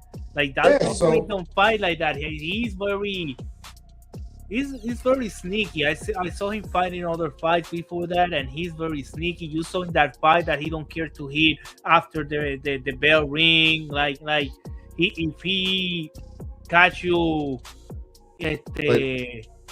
how you say like sleeping in the fight, he gonna go for you. So but this is why some prize. But this is why even though it was a losing effort, Sam Noakes is still a very dangerous piece when it comes down to the 135-pound landscape. And for me, if let's just say Mortaya wasn't going anywhere, Mortaya versus Sam Noakes is a bang-em, like, oh my fucking God, I can't believe these two guys are gonna go at it. You feel what I'm saying? Yeah. And to me, that's another 50-50 fight that Mortaya would be going into, because there's no foregone conclusion that, Mortaya looked very, very impressive against Andy Cruz. But Sam Noakes is going to bring a completely different fight. In the same way you're putting pressure, he's putting pressure. You feel what I'm saying? So that fight is volume, because Sam Noakes got volume. Exactly. If we thought we saw something with him and Mason, you feel what I'm saying? Him and Mortaya is like otherworldly. It's like watching a black hole being born. Like that's some shit that you'll never see again in your, whatever. But that's the way I look at that. So at 35, for me, That- dudes like Sam Nooks at 40, you know, you got some of these rising European stars, and we want to see them get in the mix with some of our favorite black fighters. Sam Nooks already, in my opinion, solidified himself in that black and brown and Latino market with that amazing performance he put together with Abdullah Mason. So Oh, Sam Nukes with the Yeah. Latino market? I don't know about that. what happened? I don't know about that with the Latino Sam Nukes. No, those Brits, no. Those well, no, the Brits in the Latino, no, Maybe for Puerto Ricans, but no, I've Argentinians seen Latino, you know, dudes give Sam Nooks a hell Oh of a yeah, they give praise, but no, the Brits in oh my god, no, they're not too welcome. No, the Brits, no. But yeah, no, I think Sam Nooks and if you make a good card and you put them there, yeah, in the East Coast or the West Coast too. But well, I don't know. Es que Murataya. I think Morataya looking forward, man. He's looking for the big ones now. I mean, no, I'm just saying if he was sticking around 35 and But get one of the other fights that Yeah, he's but looking for, I was only saying then 140 You know. are big over there for Murat because Yeah. Murataya look big in 135, but as soon as he move up to 140, you're bigger over there, and they I throw think volume. I think he'd be all right. I think because he you could tell he cut weight, so I think he'll be fine. I think I think he'll be fine. So I don't they're gonna move him like he say. I'm thinking, man, if he go up to 40, if Keyshawn beat Jermaine, he said he going out to Devin, but I don't know if Devin would do that. I don't know. I think Muay should go up there if he get past Jermaine. I don't got him getting past Jermaine. I hope Jermaine do his thing, man. Me too. I wouldn't mind seeing Muay go up there and see him, but I know Jermaine. See the class. See Jermaine. I mean, Muay already established. If he keep his strap and he use that to go up, then he'll be fine. He'll be fine. You know what hurt me with Keishan?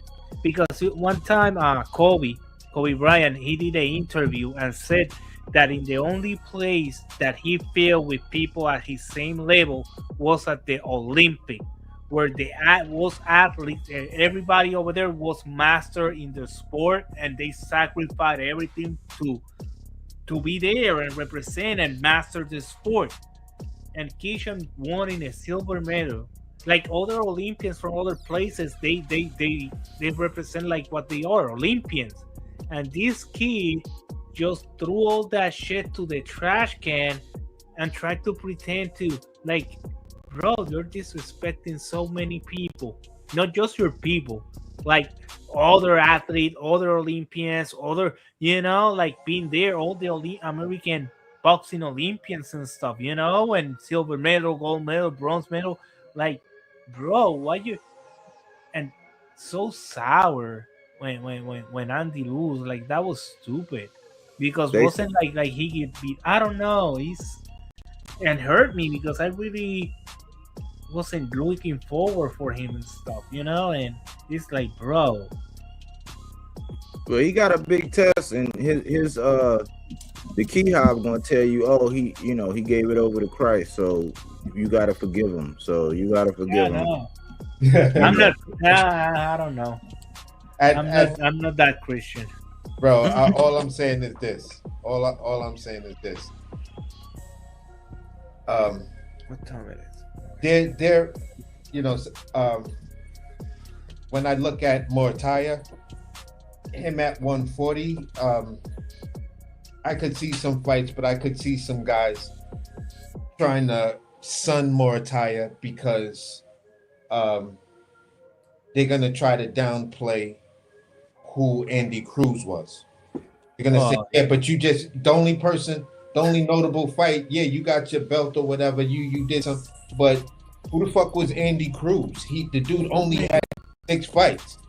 That's how they're gonna treat him once he goes up there. Especially, I can actually see to a certain degree. And who a was person like Lomachenko? Keyshawn, I could see a person like Keyshawn now turning that switch on.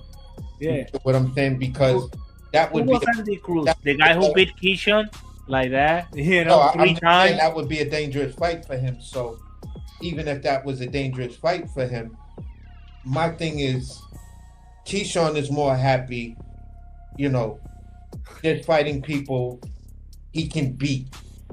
I think this is where Keyshawn actually career is actually going from this on. It's just gonna be a bunch of fights. Easy beats. Like he people gonna that know. he think he can beat. So if he gets past Jermaine Ortiz, don't expect Keyshawn to really. I'm not expecting him to fight any real smoke anytime soon. It's gonna be a bunch of weird names. He's probably gonna sit on that belt for. I mean, just hold his position or whatever the case may be for a minute. So I'm just like that energy I saw in that video, and then to read that comment after what that dude said, you just got, you know, at some point, I mean, come on, bro, let's keep it a bean. And to read his comment, and then all of a sudden now it's you go knock somebody out. Why didn't you do it? Why, when that man came over you and shook his hand after his victory, you gave him the like little punkest, pussiest, you know, fist bump I've ever seen. Like, sorry, I don't really want to touch you. I know. Come on, bro. That shit was so sus and so pussified. It was like, oh man. And now you up here, you know, happy and giddy and yo, you know, you like Eddie Hearn right now. It solved all your problems. He think like that solved his problem, but it isn't. People saw through it. People are still one like, no, you have to beat the guy that beat you 3 times. Doesn't matter, bro. We saw the fight. Like Murataya don't roll over Andy Cruz, don't knock the shit out of him or something like that. It was just a competitive fight. Very close. So what you mean? Your problems are not solved. And you still have a fight next week. Yeah, that's what I was gonna say. He got a big problem ahead of him on Saturday, but the thing is, this man calling out Devin, and I know Devin got him on the list, but Devin might play that looking back game. But what that do is that age-old thing that these boxers are doing, where they say a name that people be like, okay, cool, but they know probably ain't gonna fight him, so it's gonna give them leeway to just pick somebody again. You know what I'm saying? It's no accountability for some of these guys, man. Yeah. And it ain't nothing for Keyshawn, because so everybody's so thirsty for the next big star.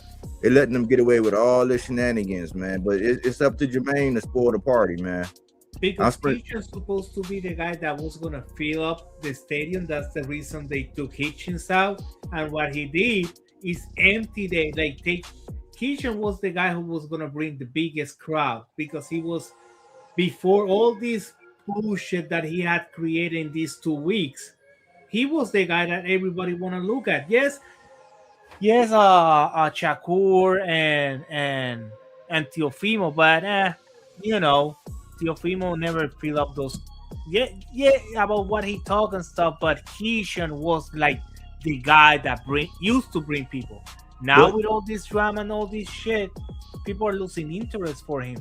So you seeing that? You seeing people actively, you know what I'm saying, not being interested outside of like us? Yeah, yes. I saw, oh my God, all over. I listening some people are mad with him. People are cooking the Moreno. Bro, they are mad. Bro. I'm telling you, after my comment, because when I saw the comment, it was like 40 something seconds after that. Bro, my whenever I click on another part of the YouTube joint, my notifications are like 9+, and then it's a bunch of people just like, Jermaine is about to stop you, bro. You up here laughing and giddy. I hope he stop you, because that's some coward shit, Keyshawn. Blah blah.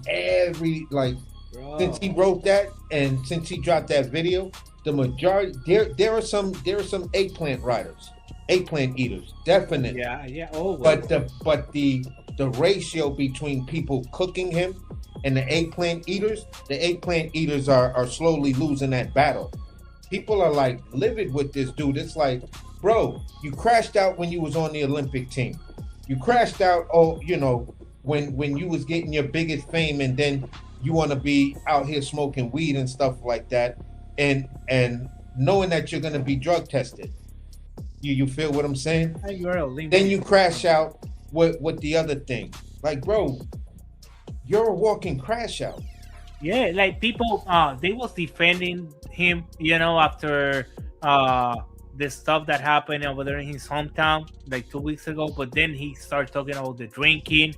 Yo, people got mad with that shit, right? Like, was a lot of, but still, some people defended him. Like, okay, whatever.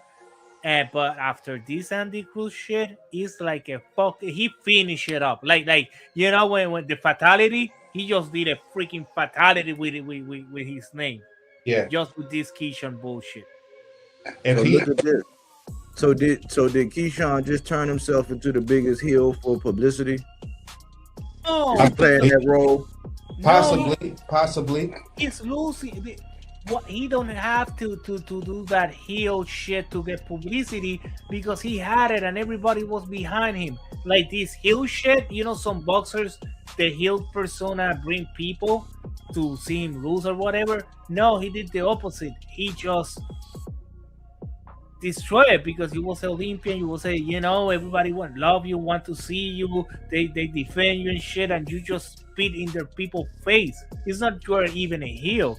You just spit in your fans' face. And Yeah. this is the part I'm on right here. Keyshawn, right, made this weird turn. Outside of the no accountability, and then his embrace of all of that. It is what it is, right? But all of that went out the window when Bernie the boxer spoke on the fact of what Keyshawn drinking. We didn't know none of that.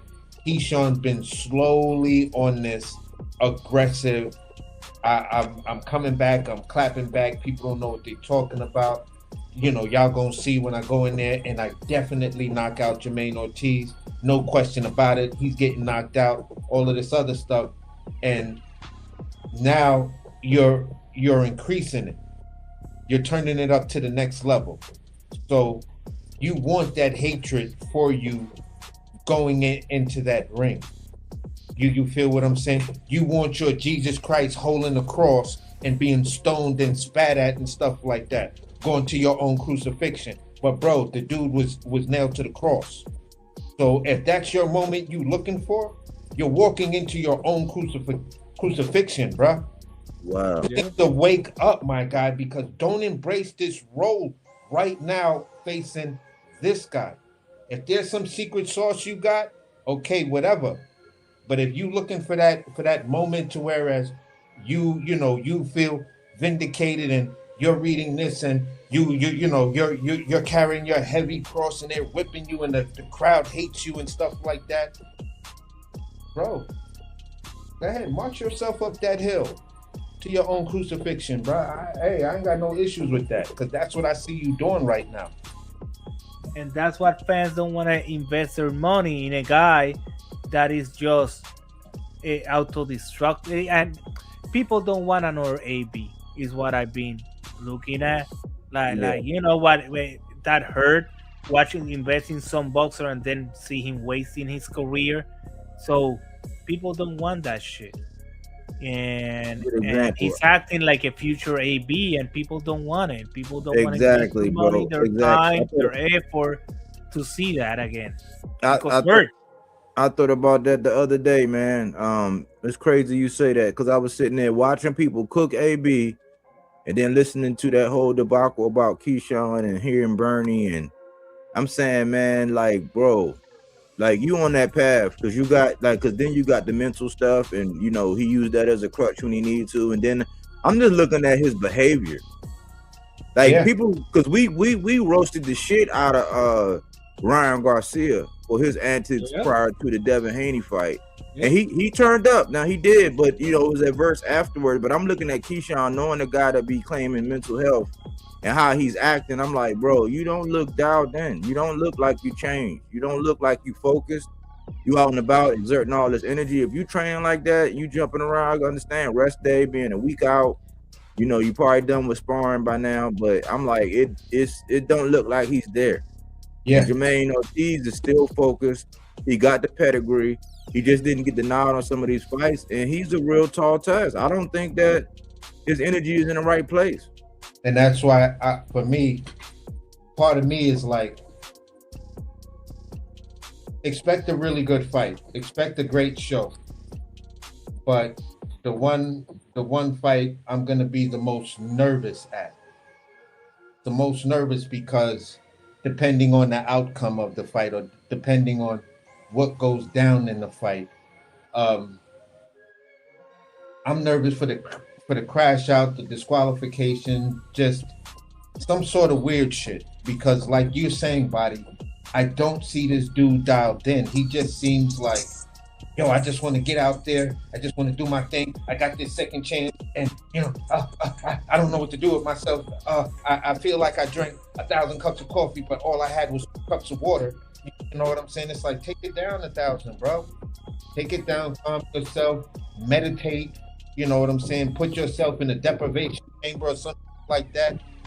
Deal with yourself, because your movements right now, and I'm gonna bring what I said about Morataya. Jermaine Ortiz looks dangerously focused. Yes. Yes. Laser dangerously focused. His words are limited. His face is stoic. It doesn't change unless you really crack something that he resonates with, and then he'll smile off of that. But outside of that, when he's talking about the fight, it's a faceless expression, like, I'm just ready to go. I don't care about the fact that this man was drinking. If he's out here drinking, it's gonna show in the ring with me. I don't care if he found his God or whatever. If he hasn't, it's gonna show in the ring with me. And that's the part to whereas, I'm like, that's what makes me lean more towards Jermaine Ortiz. And looking at Keyshawn, not prior to this, was like, okay, you're doing some weird stuff that I don't know, but just this newfound attitude, this, yo, I'm going out like that. And that's kind of the attitude he got. He's like, yo, fuck it, this is the way I'm going out. I'm gonna talk all of this shit, win, lose, or draw. This is how I'm going out. If people were saying like, damn, Andy Cruz with 7 fights gonna fight Murataya with 23, what the hell is Keyshawn fighting? With 10 fights, he's fighting freaking Jermaine Ortiz that have how many? 21? 22? 23 fights? Yeah, 23. So, and we real names and competition too. And I remember when Jermaine was gonna fight Teofimo, he did a bunch of interviews in Spanish and English and shit, was in YouTube. In this one, you don't see Jermaine Ortiz nowhere. 3 interviews so far. No more Exclusive interview with not with the YouTubers and shit, just exclusive shit. And that mean a lot. It's like, one, maybe the Turkeys say, no, you're just gonna go with us and whatever. But I think it's like, nah, the team is like, fuck all these interviews, fuck all this shit. We're gonna train, we're gonna focus, and we're gonna knock this motherfucker out. Yeah, it's like, because if you see Keyshawn's career, he have some not padded, but guys that was built for him, so he can win more comfortable. Like Lemos wasn't in 135. He moved up to 140. He fought freaking Hitchens in 140 because he cannot do the 135 no more. He's a 30-year-old man or some shit like that, or 31, something like that back then. So they put him top rank, put him in 135 because they knew he cannot do the weight, so they can find him and shit and take some of his paycheck. So anyway, So you saw what Keyshawn did, but whatever, he was overweight, blah blah blah blah blah. But and then I don't know, it's a very tough fight from Lemos to Jermaine Ortiz. It's a huge jump of levels. And people say no, Olympic is Olympic and pros is pros, but I say it now, Olympic it was silver, but pros, and this is a real pro, what you got in front of you, a real 140, not a guy brought from 135 and shit, because Teacher never fought a 140 yet. This is his first 140. This is the first time he's gonna fight in 140 with a real 140. No, because I forgot this guy Lemos was overweight in 140, and then but Lemos is a 135 overweight. He wasn't in shape, yeah. You know, so but Jermaine Ortiz is a real big 140, and I don't know if he's bigger than Keyshawn right now or not, or the day of the fight, but he is because I've seen Jermaine. I said he body wise, he's a welterweight, man. But his legs, this is what I keep saying. Mark my words, y'all. Keyshawn Davis's legs, man. When you get somebody in there and then you decide, because I seen it with the guy, I think his name was Medueno. Yeah. I think that was the one when they got real physical and Keyshawn. Yeah, that was Medueno. That's the one where he ran. He turned his back, literally ran. Yeah, and they got in the clinch, and Keyshawn did that shit like what Khalil Cole did, except for he didn't drop him, but he picked him up and walked.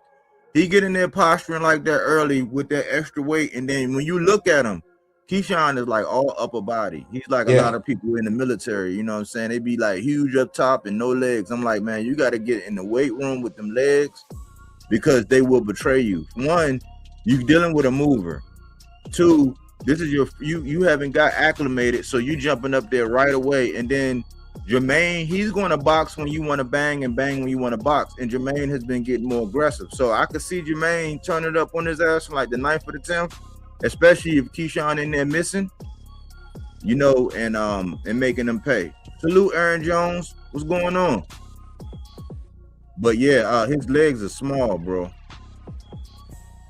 Jermaine. Oh my God, he got thighs and legs so thick. Yo, that's one of his biggest attributes. His legs. Jermaine, he's solid. He's a solid ass dude. Like.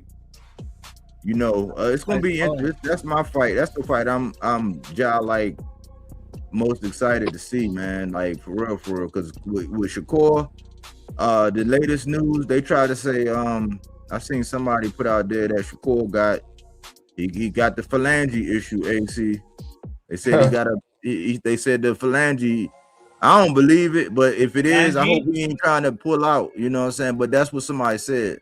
But what's that phalange? Like hands, fingers. Oh, the fingers. Now they say his hands. Yeah, they say his hands. Yeah, they say his hands is bad.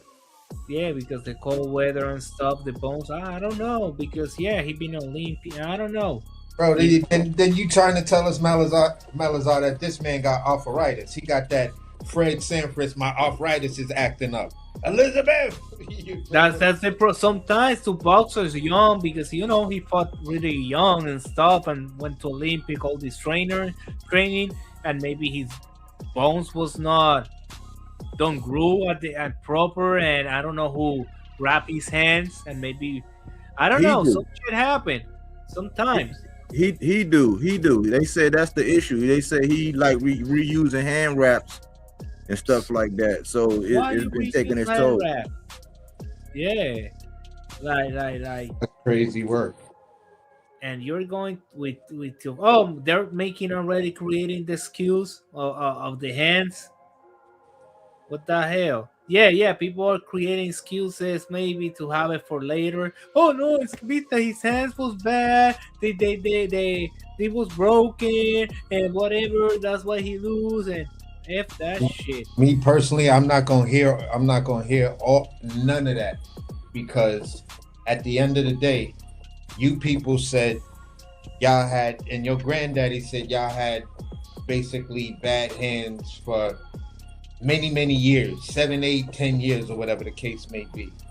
at one point, when do you make enough money between buying those watches, buying those couple of chains, and buying those houses to say, let me invest in a thing that gives me the money to do all of this investment? I need to invest in myself. So I'm not trying to hear that. And to me, if you call off the fight, I'm just gonna say, bro, that smells like a duck. Like, you need more time to prepare. Because when it comes down to stuff like this, you know, there have been, you know, credible rumors that the dude, nothing was wrong with this person. They just needed more time in training because things weren't looking good. So they had to refocus and reset. So for me, that's the way I'm gonna look at it. Like, you're just finding out to yourself that, okay, things are not up to snuff to where we can confidently say we're gonna go in there, dominate, and beat Teofimo Lopez and take his belts off of him. And if you got bad phalanges, you know, why would you even talk about Tank? Why are you even talking about any of these guys? Get your fucking hands fixed, bruh. Fighting tags with broken hands. Oh yeah, good luck with that shit. Yeah. Mira, guys, I gotta go. See you in the next one, okay? All right, man. Wednesday. Yeah, all right. Down. Take care, guys, and hit that like button over there in the chat, and you know, share it too in your favorite group chat. Bye, guys. Appreciate you, Melissa. Appreciate you, man. Salute. But yeah, I'm with you. I'm not hearing none of them excuses. It's kind of odd that this is coming out. When I said it, people say, "Oh, here you go," but I'm like, nah. I've been following this boxer. You know what I'm saying? So, I'm not hearing none of that. And you supposed to be one of them ones. So you did it before.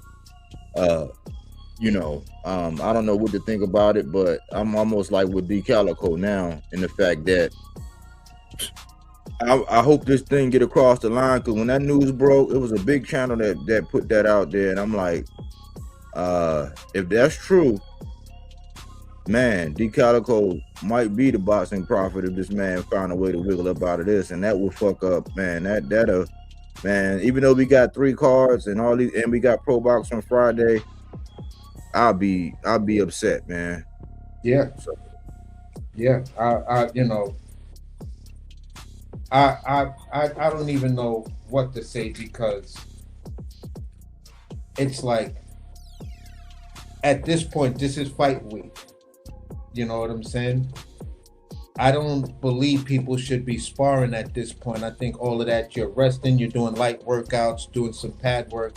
So I'm trying to ask, how did you hurt your hands? What happened?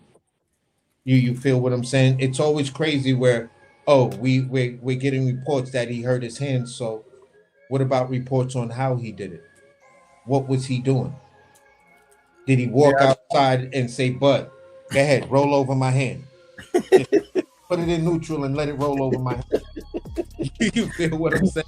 I didn't hear that. That's the funny part. I didn't hear how, you know, but but look, I compartmentalize. It's like some things when people say certain things, that shit go in one ear and out the other, because I don't give a fuck. I dig at this point, boy. You know, I'm not with it. I'm not like, and Gary, I think it was his left. I think it was his left shoulder, but him as a southpaw, all he could do was his lead hand. So, you know, if you get past that, he still boxed the shit out of Mac. Say, yo, Tank, they say he damn near broke his shit. He still outboxed somebody like Pitbull Cruz with a jawbone. You know what I'm saying? So I don't believe that shit. But let me read this, what Aaron Jones said. Yeah, it's good. I honestly think as boxing fans, man, I hate to admit, kind of do, kind of don't, but we need Earl, Tank, the Charlos, hell, even Wilder back in boxing. Hell, throw in Gary Russell Jr. Shaking my head. Yeah, I was thinking about that, man. That's why I'm trying to put as much energy into them coming back. I hope they're ready, but I'm like, shit, if they get back in there, we need them. Because like you said, this era right here, it is weak, man. Keyshawn is a clown for uploading that video, shaking my head. He got that energy for Cruz, but not Shakur. Yeah, who signed him? Yep. He signed him, man. I mean, I'm getting more. I'm like I said last week. I said I'm getting more turned off by Keyshawn. He's like the gift that keeps on giving in a bad way, you know. And so I'm just this is why I go in on him like the way I do, because you know he make people look bad, man. Yeah, and you know, even in even in the movie Five Heartbeats, one of the most promising singers in the group still crashed out. So all I'm saying is bro, you look like the crash out candidate out of the Brat Pack, and you steady keep giving us, you know, those inclinations that that's probably the more likely outcome. At least you giving it to me. You feel what I'm saying? Like if I saw Keyshawn the way he looks, and my son brought him home and said, "Yo, this is one of my homies, pops. We gonna go in the basement and play some games." When my son come upstairs or whatever to come talk to me, I'm be like, "Bro, be easy around that dude. He look like something ain't right with him." You know, I'm not gonna tell you who to hang out with, who not to hang out with, but I'm just telling you something ain't right by that dude. Like, watch yourself around that guy. Yeah, I mean, it seemed like he one of them guys that the attention it go all the way to. He the same like when Tank said it, they cook Tank, but he said, man, most of y'all get the stardom, y'all get whatever, y'all wouldn't even know how to act. And Keyshawn keeps showing that he one of them guys that some people can stay poised. I think Keyshawn been kind of poised. Like the last interview, I didn't see this Brian Custard, I gotta see it. But that last watch interview, I mean, I didn't really hear nothing outrageous. You know what I'm saying? I was like, okay, he dialed in. He seemed like he focused. He said a couple things like, you know, why not get into a fight where my back will be against the wall? So he kind of giving the salutes to T.O. and he's acknowledging that this is a fight, but he got it all together. But he's a tenured professional in this. He say some wild shit, you know what I'm saying? But like he's still locked in. I didn't see that. Never like, oh shit, you see his mentality. It's like, yeah, some shit to talk about, but I don't see this unfocusedness like I see if I could use that word for Keyshawn. Yeah, that interview right there, and plus a couple of other ones that I seen of Shakur, it was like, okay, now you looking like you locked in. Like we can't get that from you in the presence of T.O. because T.O. is just fucking with you too much. But now that you know, getting accustomed to these interviews and becoming a little bit more comfortable in them, you know, having that camera constantly in your face and not, you know, looking at you and asking, oh, when is this fight going to happen? You're in the mix of a very good fight. It's the type of fight you say you've always wanted and stuff like that. You got it. It's your moment. He's dialed in. You know what I'm saying? Maybe the level of interviews that he's doing might be something that people can look at, you know what I'm saying? But in these past few interviews leading into this fight week, this dude is really, really dialed in right now. Yeah, and T.O. he dialed in too because I hadn't seen much. Yeah.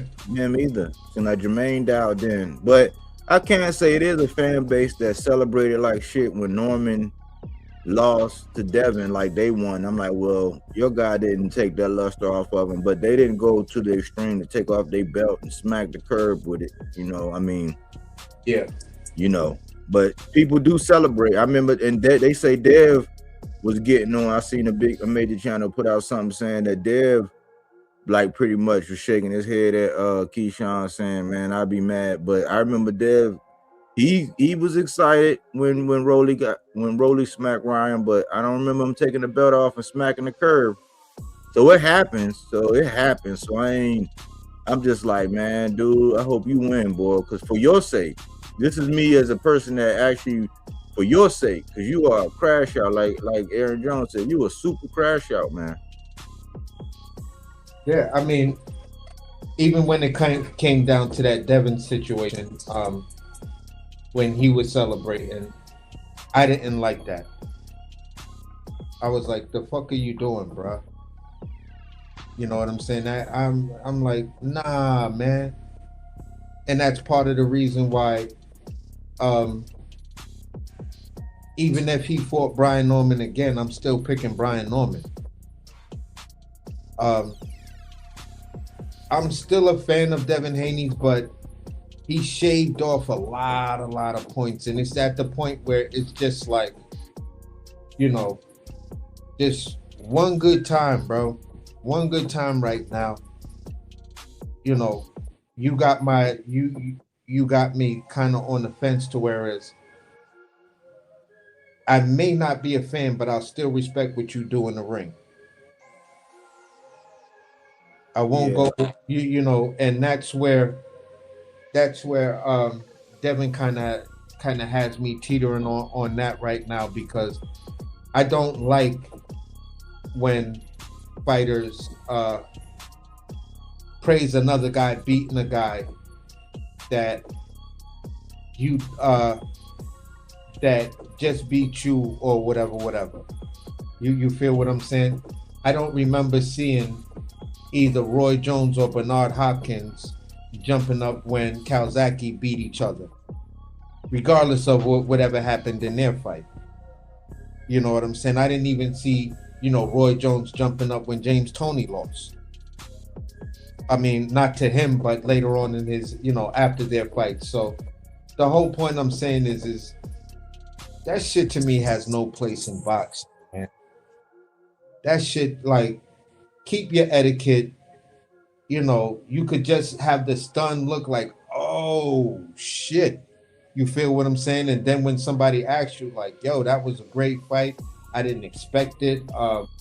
You know, in the fight with Broly versus Ryan, okay, you're looking for Ryan to win, like you said, because you wanted the rematch after that. After that thing didn't happen, you feel what I'm saying? There is no need to jump for joy because you said you wanted the rematch. So you're jumping for joy that the rematch is off? Yeah, it's mixed signals. It's in mixed signals. And when you call it out. Yeah, it's like, what was that? What is that?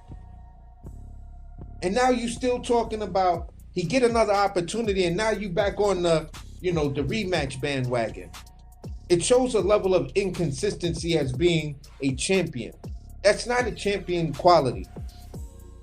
Let that same situation had been Brian Norman at the same weight class, or one of the other more solid champs. They would look at that situation and be like, it's unfortunate, but even though after the loss, I'll still fight him. Wilder said that about AJ. When Wilder got slept by what's the name, he said, yeah, I'll still fight Wilder. That fight can still happen. You dudes need to take a page from those guys.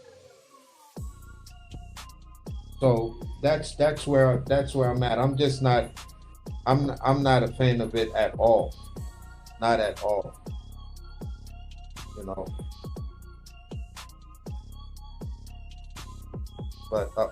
But you know, moving forward, I'm looking forward to that fight, but I'm going into it with a very, very high level of skepticism and stuff like that. You know what I'm saying? I just hope it goes clean. Shakur versus Tio. It's starting to, you know, that focus, that laser focus is now starting to feel more and more like a true 50-50 fight. Like now it feels like the buildup is here. And unfortunately, it comes off the back of those two interviews, which I don't know if a lot of people saw or whatever.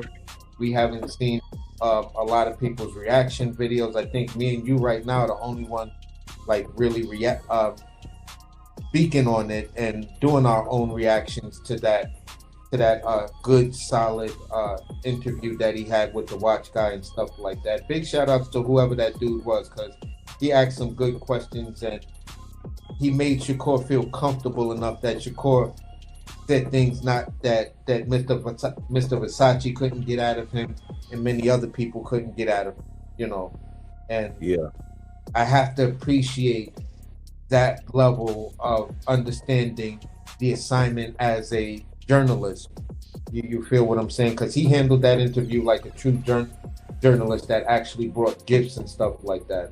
Yeah, bought gifts, made some bread. You know what I'm saying? Made some bread, bought some gifts. Like, asked the good questions, had his cards, his notes ready. He was on point. Like, and the notes had like the logo of his. The notes had the logo of his company. So y'all was pure professional. You know what I'm saying? So at the end of the day, bro, I just thought that was a phenomenal interview in the lead up to this fight, and I would probably say over 20 from last year to now. I could probably say that might be the most informative interview and personable interview you got to see of Shakur. You got to see a whole nother side of this dude that maybe people didn't know, that he was heavy into these investments, and see him in that shopping mode and just being himself. That's the first time it was like, I'm really looking at Shakur Stevenson. Yeah, and that's probably why we can appreciate it so much. Yeah, that's the first time I got that feeling about Shakur in a while. So I'm like, hey, look at T.O. and Shakur acting like they've been here before and shit. You know what I'm saying? Yeah. You know how they say, act like you've been here before. Yeah, so and they both embracing it. You know what I'm saying? So I'm looking for a certain level of intensity. Short but sweet words, super intense, super laser focused, and a demeanor that says I'm just really ready to go at this point. At that point, when I see that, all of that, I don't need to. What's not being said is understood type of energy. Then I'm gonna be like, oh my God, this is gonna be some shit. I think Shakur gonna bring some shit on this one. You know what I'm saying? And that's gonna be the last hurrah of where I'm gonna look at it and kind of make my final predictions. I was gonna ask you, I was like, did that sway your pick? Like how Moritalia, did it sway your pick at all? But yeah, I guess we gotta see some more things. They're gonna have some conferences, I guess, some weigh-in, and we can get some more information and see what these other interviews are. Because he got one with Brian Custer too. Yeah, I didn't watch that one. I got that one queued up, and I got the interview with Shushu queued up. You feel what I'm saying? And good looking for sending it to me anyway. But I'm gonna say this: what that interview did to me was take me right back to the 50-50 moment. You feel what I'm saying? It took me to the 50-50 moment that you're finally understanding that at some point you have to do something definitive, say something definitive, or give us a real look at you so people can start to believe in you and not feel like this may be a runaway train for Tio because he's laser focused and you are all over the place with all of these other interviews. You feel what I'm saying? That one right there kind of like brought me to the 50-50 part. What the energy that I'll be looking for the weigh-ins and that final, stare down and presser and stuff like that, that's gonna let me either lock in the 50-50 or it's gonna make me, sway to either one of the fighters. Right now, I'm still leaning heavy towards Tio. I still believe Tio is going to upset because I don't know if you have all of those tangibles within your fighting style and me constantly like looking at your fighting style now to actually pull it off.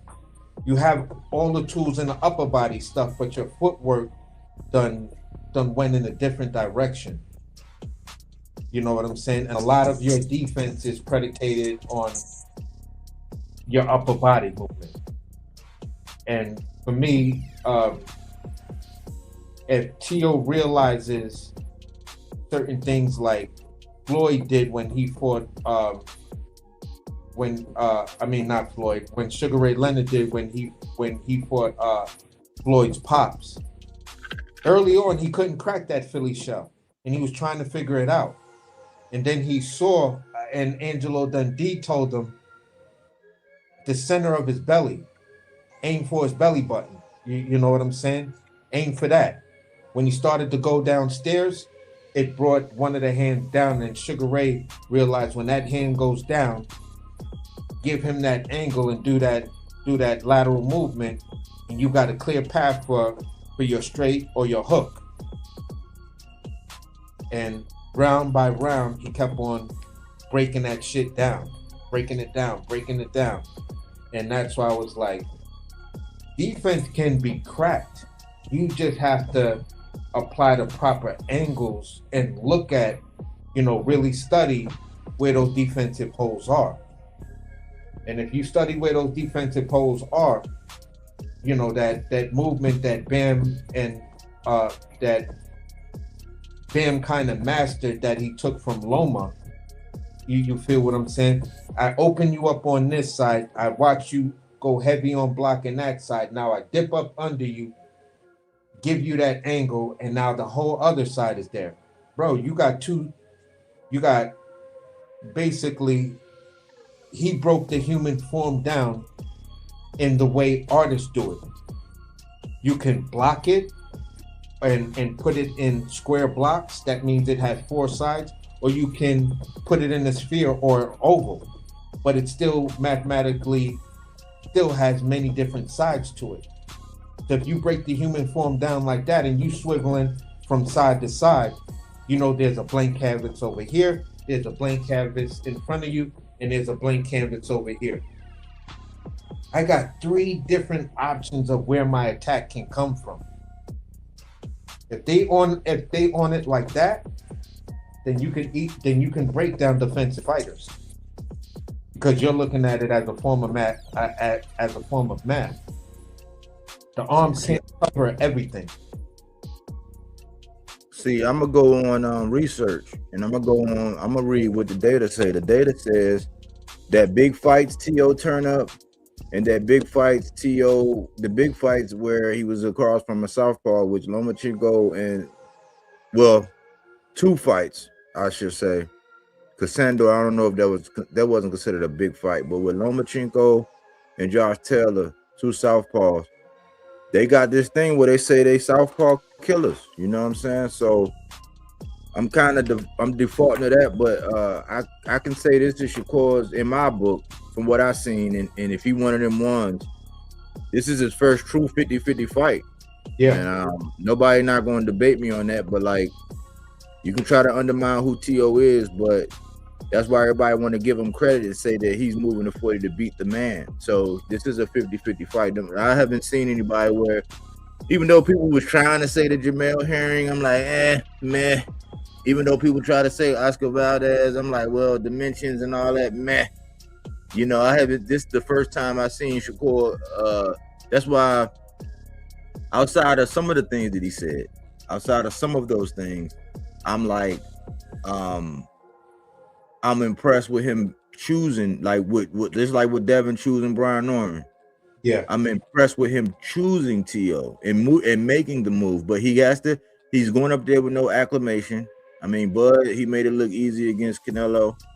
But this is a test for Shakur, and we're gonna see if he barbecue or mildew. Yeah. I mean, I have no choice but to applaud Shakur on, a throwback move. This is what us OGs call a throwback move, Shakur. Us unks, us OGs, this is what we call a throwback move. And this right here is a true throwback move. You said, fuck the acclamation, I'm going up there to fight, to fight the man. I give you that. I would have gave it to you whether it had been Gary Russell, whether it had been Hitchens, whether it had been, Sabril before he lost, or T.O. I would have gave it I would have gave it up to you like, bro, that's wow. I like those moves, bro. You feel what I'm saying? So I'm giving him his props. I can still see a way Shakur wins this fight. I'm not out here saying that there is no way Shakur wins this fight. You know what I'm saying? He's still a brilliant boxer.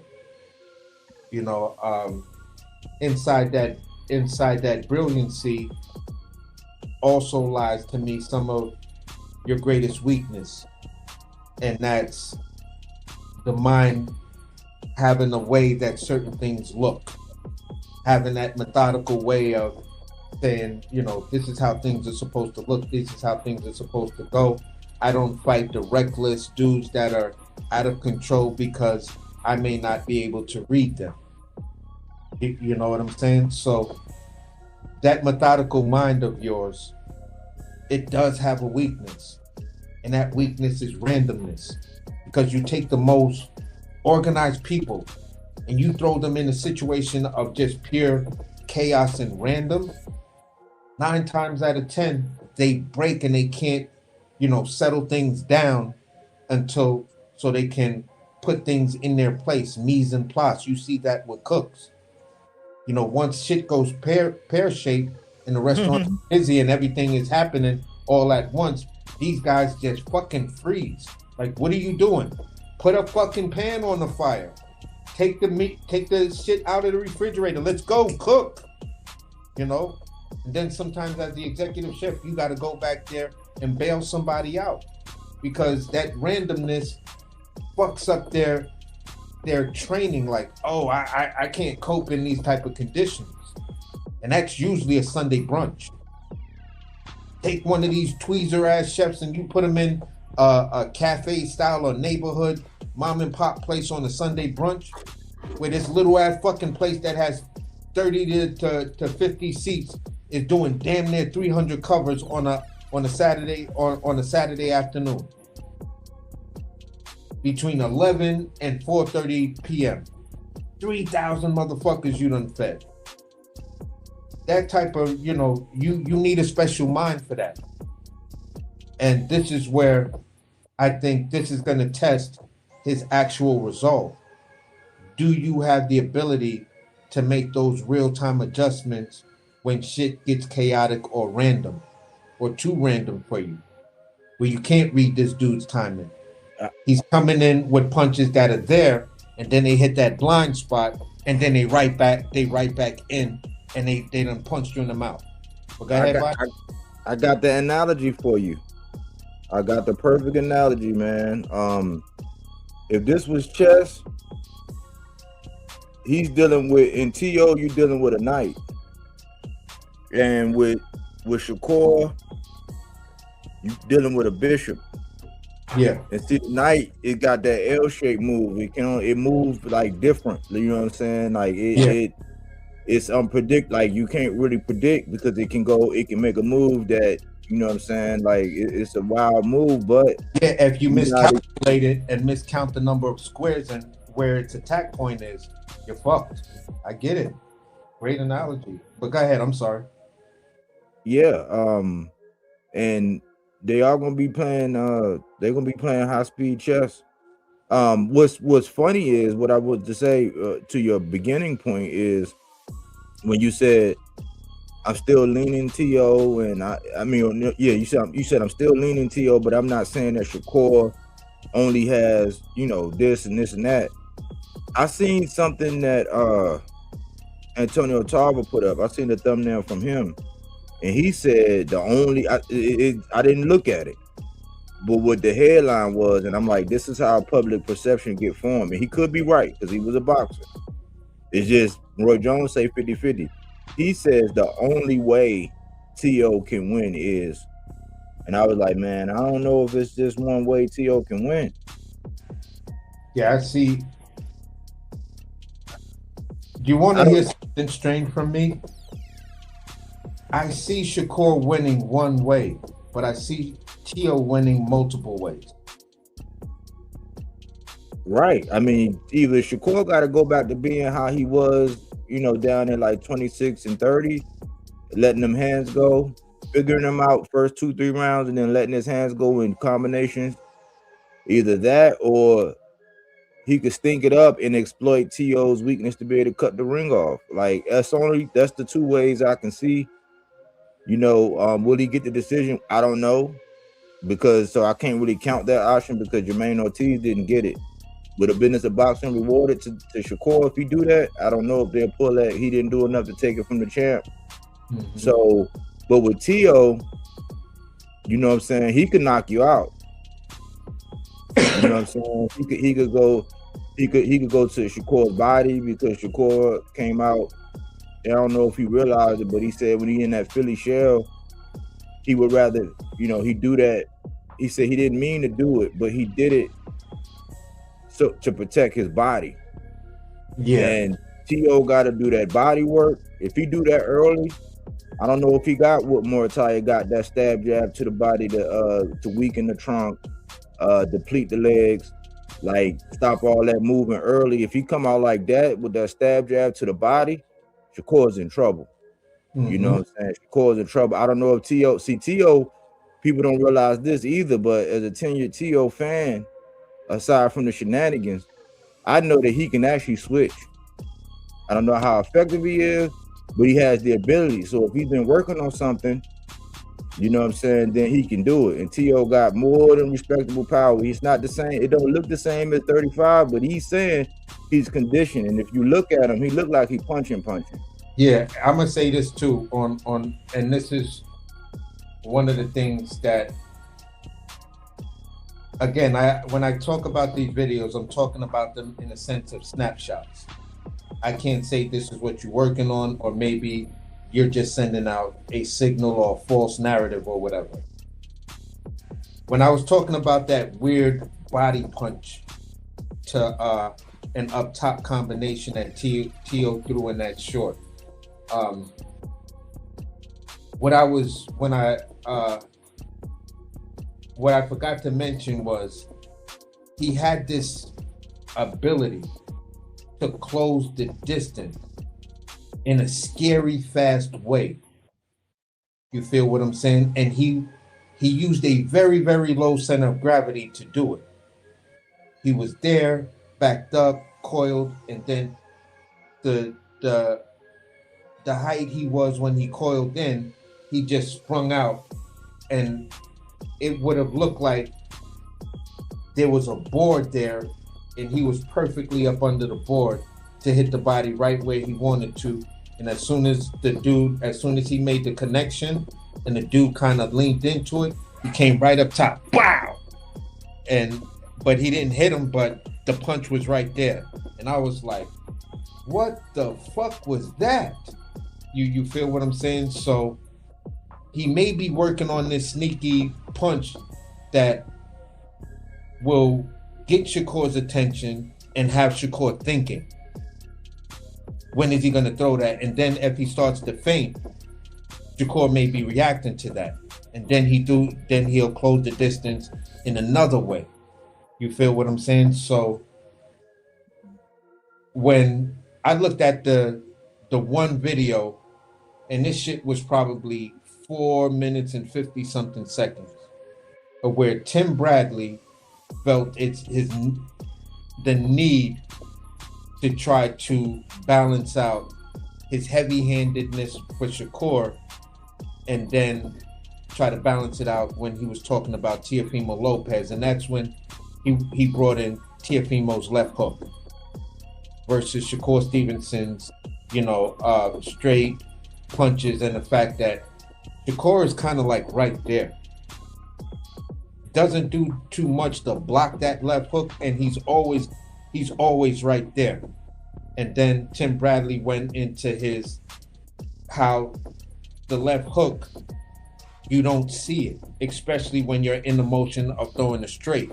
He said because it's in frame when it's being launched, then it completely comes out of frame, and by the time it comes back in the frame, you're hit. So he was like, if I was to give Teofimo Lopez advice or what I would see him doing to win, the left hook early and often as possible. And that was one of the keys to victory that I gave for Dalton Smith and his right hand versus Sabril. Use that shit early and often. So, you know, and that left hook is an amazing counter shot. So if you are pressing me, or you wanna, dominate me and take the lead, I'll give it to you for a second. Back up, wait for you to throw that punch that I know is coming, and boom, right over the top, in and out of frame. You went down, or you got rocked. So it's a lot of little things like that's making me feel like, bro, this dude about to shock everybody. I think he really, he's gonna have that 3 is a charm type shit. I done did it 3 times in a row. Y'all dudes did whatever, but it's my 3rd real champion I beat. Yeah, I'm looking forward to that, man. I just want to bring this up, man. That's an interesting fight. That's the main one. I think that's what the casuals, the hardcore, everybody want to know at the end of the day. That's the talk of the town. That steals everything, because people don't know. If I just go to close out on the Bakhram and Kelly thing, Bakhram is 5'11" and a half, and Pretty Boy is 5'10". Bakhram got the 73% knockout ratio, and Kelly got the 52. 74-inch reach for Bakhram, 72 for Pretty Boy Josh Kelly. We're dealing with a little bit of inactivity for Bakhram, but I don't think that he's out. I don't think it'll be a conditioning thing. It'll be like what AC alluded to earlier, as far as timing. In those first couple rounds, it could show itself. You know what I'm saying? That's what we'd be looking for when the Mel Charlos of the world, the Earl Spencers, them, looking at them getting their timing back. And sometimes when you take that long of a break, that timing is everything. Because shit, you ain't got no headgear. You're dealing with those smaller gloves, all kind of stuff, man. I'm still looking for Bakhram to smack Josh Kelly, but the interesting thing is that Josh Kelly on a 2-fight deal, he got a history. So if it's close, if it do go to the scorecards, I don't know if this reputation that Bakhram has that precedes him will bite him, because just like with Tank, unless Tank knocking somebody out, they might say he's not boxing. So if Josh Kelly is known as the boxer and there's no knockdowns, Bakhram might be awarded for aggression. But if it goes to the scorecards, I'm curious about that, and the odds. I think they paying big money if Josh Kelly is to win on decision, because I guess people thinking that's the only way he can win. I'm not gonna claim to be the subject matter expert on Bakhram. I know I watched him. You know what I'm saying? I know I've been doing my research on him, looking at what I could see online, and we just hadn't seen him in 15 months. So I'm not gonna pull nothing out my ass. It's no new information. Josh Kelly, I do know he can stick and move. I do know he got stopped by David Evanesian. So, got TKO early. You know what I'm saying? It was a lot. It was a couple rounds left in that mother, more than a couple. So, that's my take on that, man. What's your final thoughts on Bakhram? And I started with something light because I want to get off the beaten path, but also talk about probably the one that's getting the least traction, even though there's big implications, because that's still an IBF defense. But what you think about that? Just from that, sometimes I just look at the numbers, knockout ratio, height, reach, and stuff like that, and that for me plays heavily at times when I'm looking at the matchup and then looking at, performances and stuff like that. and just looking at all the logistics.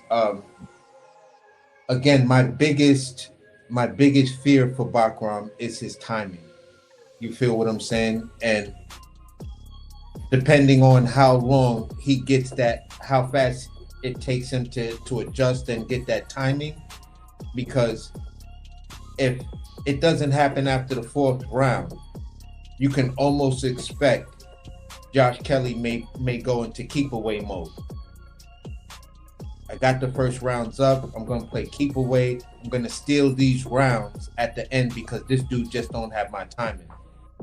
And that's like the biggest issue for me.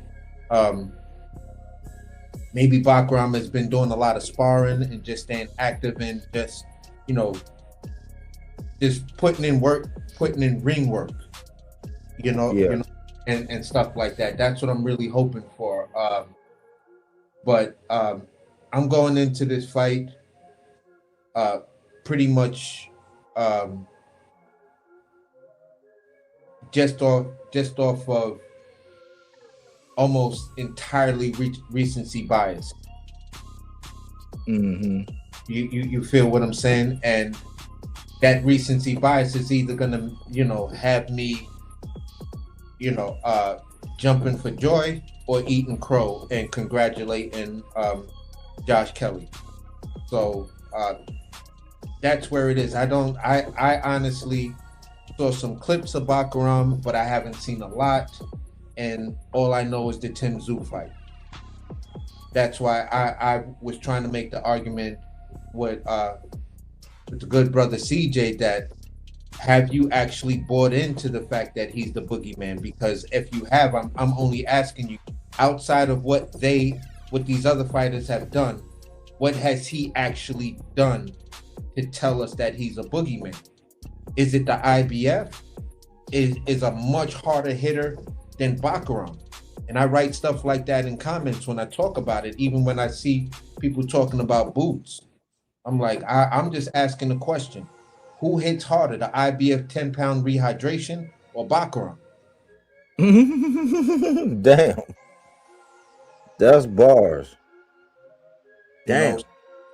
So that's how I've been looking at it. That's why, kind of my argument for Bakhram may be that, when other people are talking, it just goes on, I don't know. I'm just saying the way those other guys are moving, that makes him the boogeyman. Have I seen, honestly, something that tells me Bakhram is an official boogeyman, like he's just slapping the shit out of everything that's walking or rolling on 2 or 4? No, I haven't seen that. I haven't seen the footage of that to convince me of that. This is the fight that tells me you're on your path to stamping that, because you slap this dude to sleep, them other dudes is gonna run like a motherfucker from you. And then watch how many, one by one, they all talk about the rehydration. But you guys, you do not have to do it because it's a unification. You already have belts, so why are you worrying about this? It's an interesting dynamic, AC, breaking it down. Because is it better to get Bakhram when you're going for his strap and y'all gotta do it under the IBF, or looking at it like when Boots fought Stanionis, where that was no longer an issue? When you looking at a Boots that could hydrate however he want, like, would it be worse to get him, one of these dudes, unifying? That's why some of the guys don't even want to unify. So I'm like, you bring up bars like with that, who hits harder, the IBF 10-pound rehydration or Bakhram? Man, that might be the bar of the month. That's a question. Yeah. That's a survey. That's a short. Yeah. I mean, if you want to put it out there like that, being at his fight, we go ahead, bro. And let's see what happens leading up to it.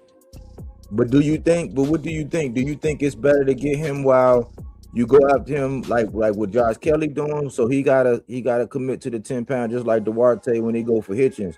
But if he unify, will Bakhram look even worse? I think we might get some answers after we see this fight. But it Right. might be worse, like when Boots unified, like where he looked like, damn, he stopped staying honest on the stool in 6. Yeah, I'm gonna say it like this. Right now, if somebody's gonna beat Bakhram, they're gonna beat Bakhram under the IBF. I don't know if these other guys, if this dude is able to rehydrate the way he wants to, because he's a, you know, if he's doing what he's doing, and you look at this picture right there, he looks like a solid, 54 pounder. And if you remove that restriction off of him, and he looks like he's fighting around his natural walk around weight, bruh, y'all may fuck around and feel a whole like, yo, I thought this dude was strong before, but like now that he can put on this extra 4 to 7 pounds, that shit is crazy. Bro, I think, look, and you can keep cooking, but I think you looking at the mirror image of Jermell Charlo. I don't think he blows up, but he's close to his walk around weight, but they're the same height, bro. They about the same height. You know what I'm saying? That's like, well, I think I think he's 5'11". He might be 6 feet, but you looking at the mirror image, you know what I'm saying? Definitely different physique or whatever, but like you looking at the same type size person, like where I don't think he blows up. I think you looking at a solid ass dude that's fighting in the weight class where he's supposed to be, and he's proving it, right? Yeah. So that's the thing for me with Bakhram. You feel what I'm saying? And hey, listen, this weekend gonna tell us a lot. You're gonna solidify it, and if you solidify it in under 7, man, listen. You just put that whole division on notice and said, yeah, I actually hit harder than the 10 pound. So come see me. And come see me. And if they about they work and they built like that, and if Abbas Baru keeps his word after he unifies and then says, you know what, I'm going after Bakhram, then that's big moves, bro. And that's really gonna let us know, because it's really it really has a win-win situation, because then it means that there's another fast turnaround for Bakhram. So he won't be out 15 months. He won't be out on this long layoff. It may not be the biggest money fight, depending on who picks it up and who wants to temporarily sign and represent these guys.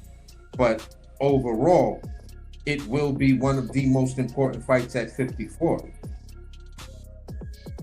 So, yeah, that's where I land that plane, bro. Good cook. I appreciate you, man. Good point as always, man. We'll holler. Remember, we got I know you ain't gonna forget, but we got the Ali Act, Muhammad Ali Act debate with you and Melazar. I'm gonna fix Melazar's name on there. But yeah, we got that coming up, man. But be safe out here, man. Until the next time, I appreciate you. Yeah, for sure. On to the next one. Salute to everybody in the chat. Hope you guys enjoyed the show. Make sure you smash that like button and leave a comment after that. I'd like to read some of you guys' opinion about what we said tonight. All right, buddy. I appreciate you, man. All right, man. Salute.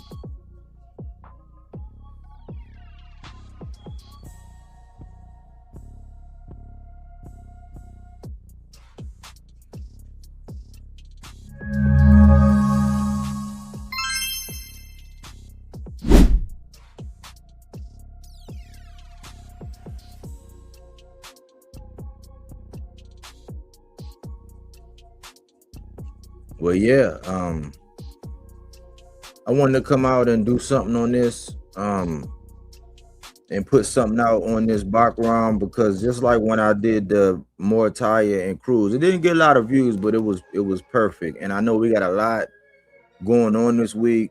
That's just a third of the fights. That's one card of the fight, not even a card, the main fighters. But I will say this,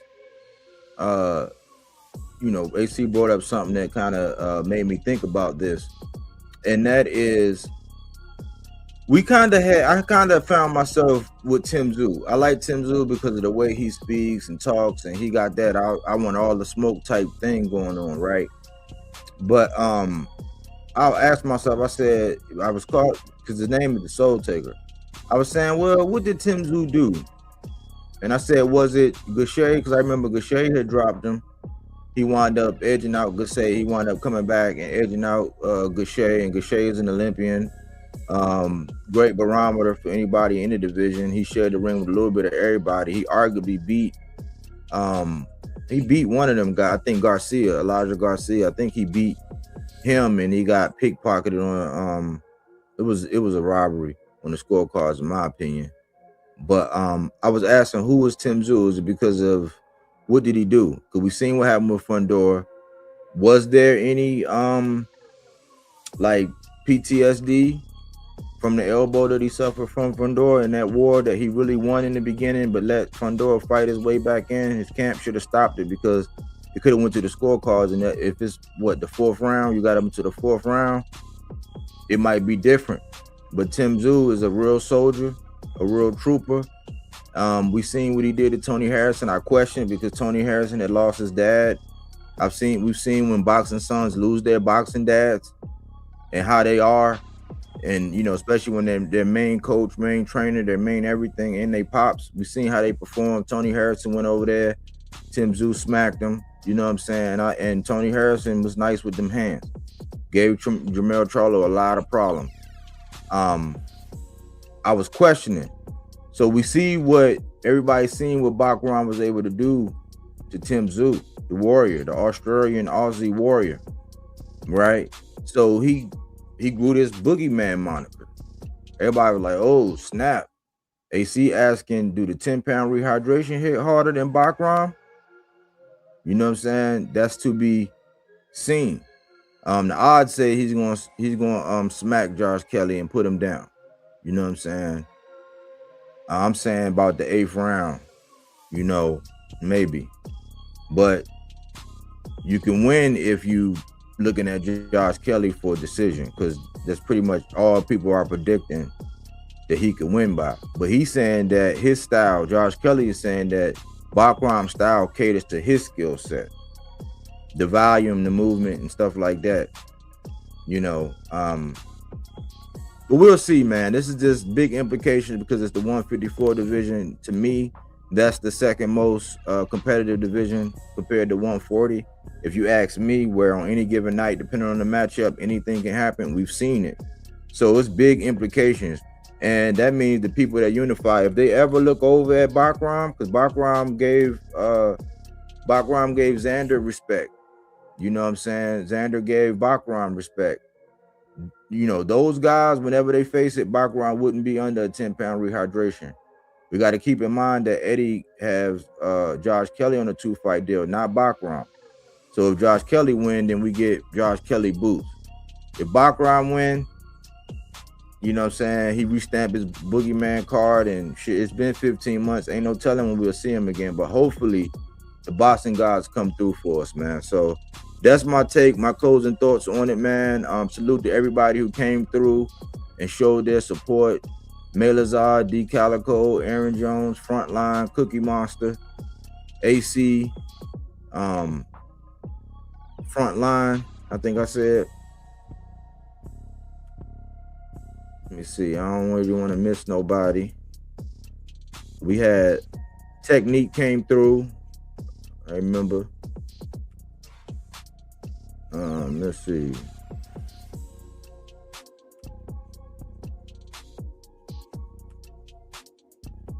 Yep, Cookie Monster held me down as always. But yeah, man, good week of boxing, man. I hope you had your boxing minds intact, man. Safe travels to anybody out there traveling or out there working in the inclement weather, man. Until the next time. Thanks for choosing Bodywork Boxing. But we don't take things for face value. We do that body work. He didn't want to box. He wanted to actually prove that he could punch with you. He was like, what the fuck is this nigga, right? Oh, okay, you want to go to sleep. You tired. Welcome to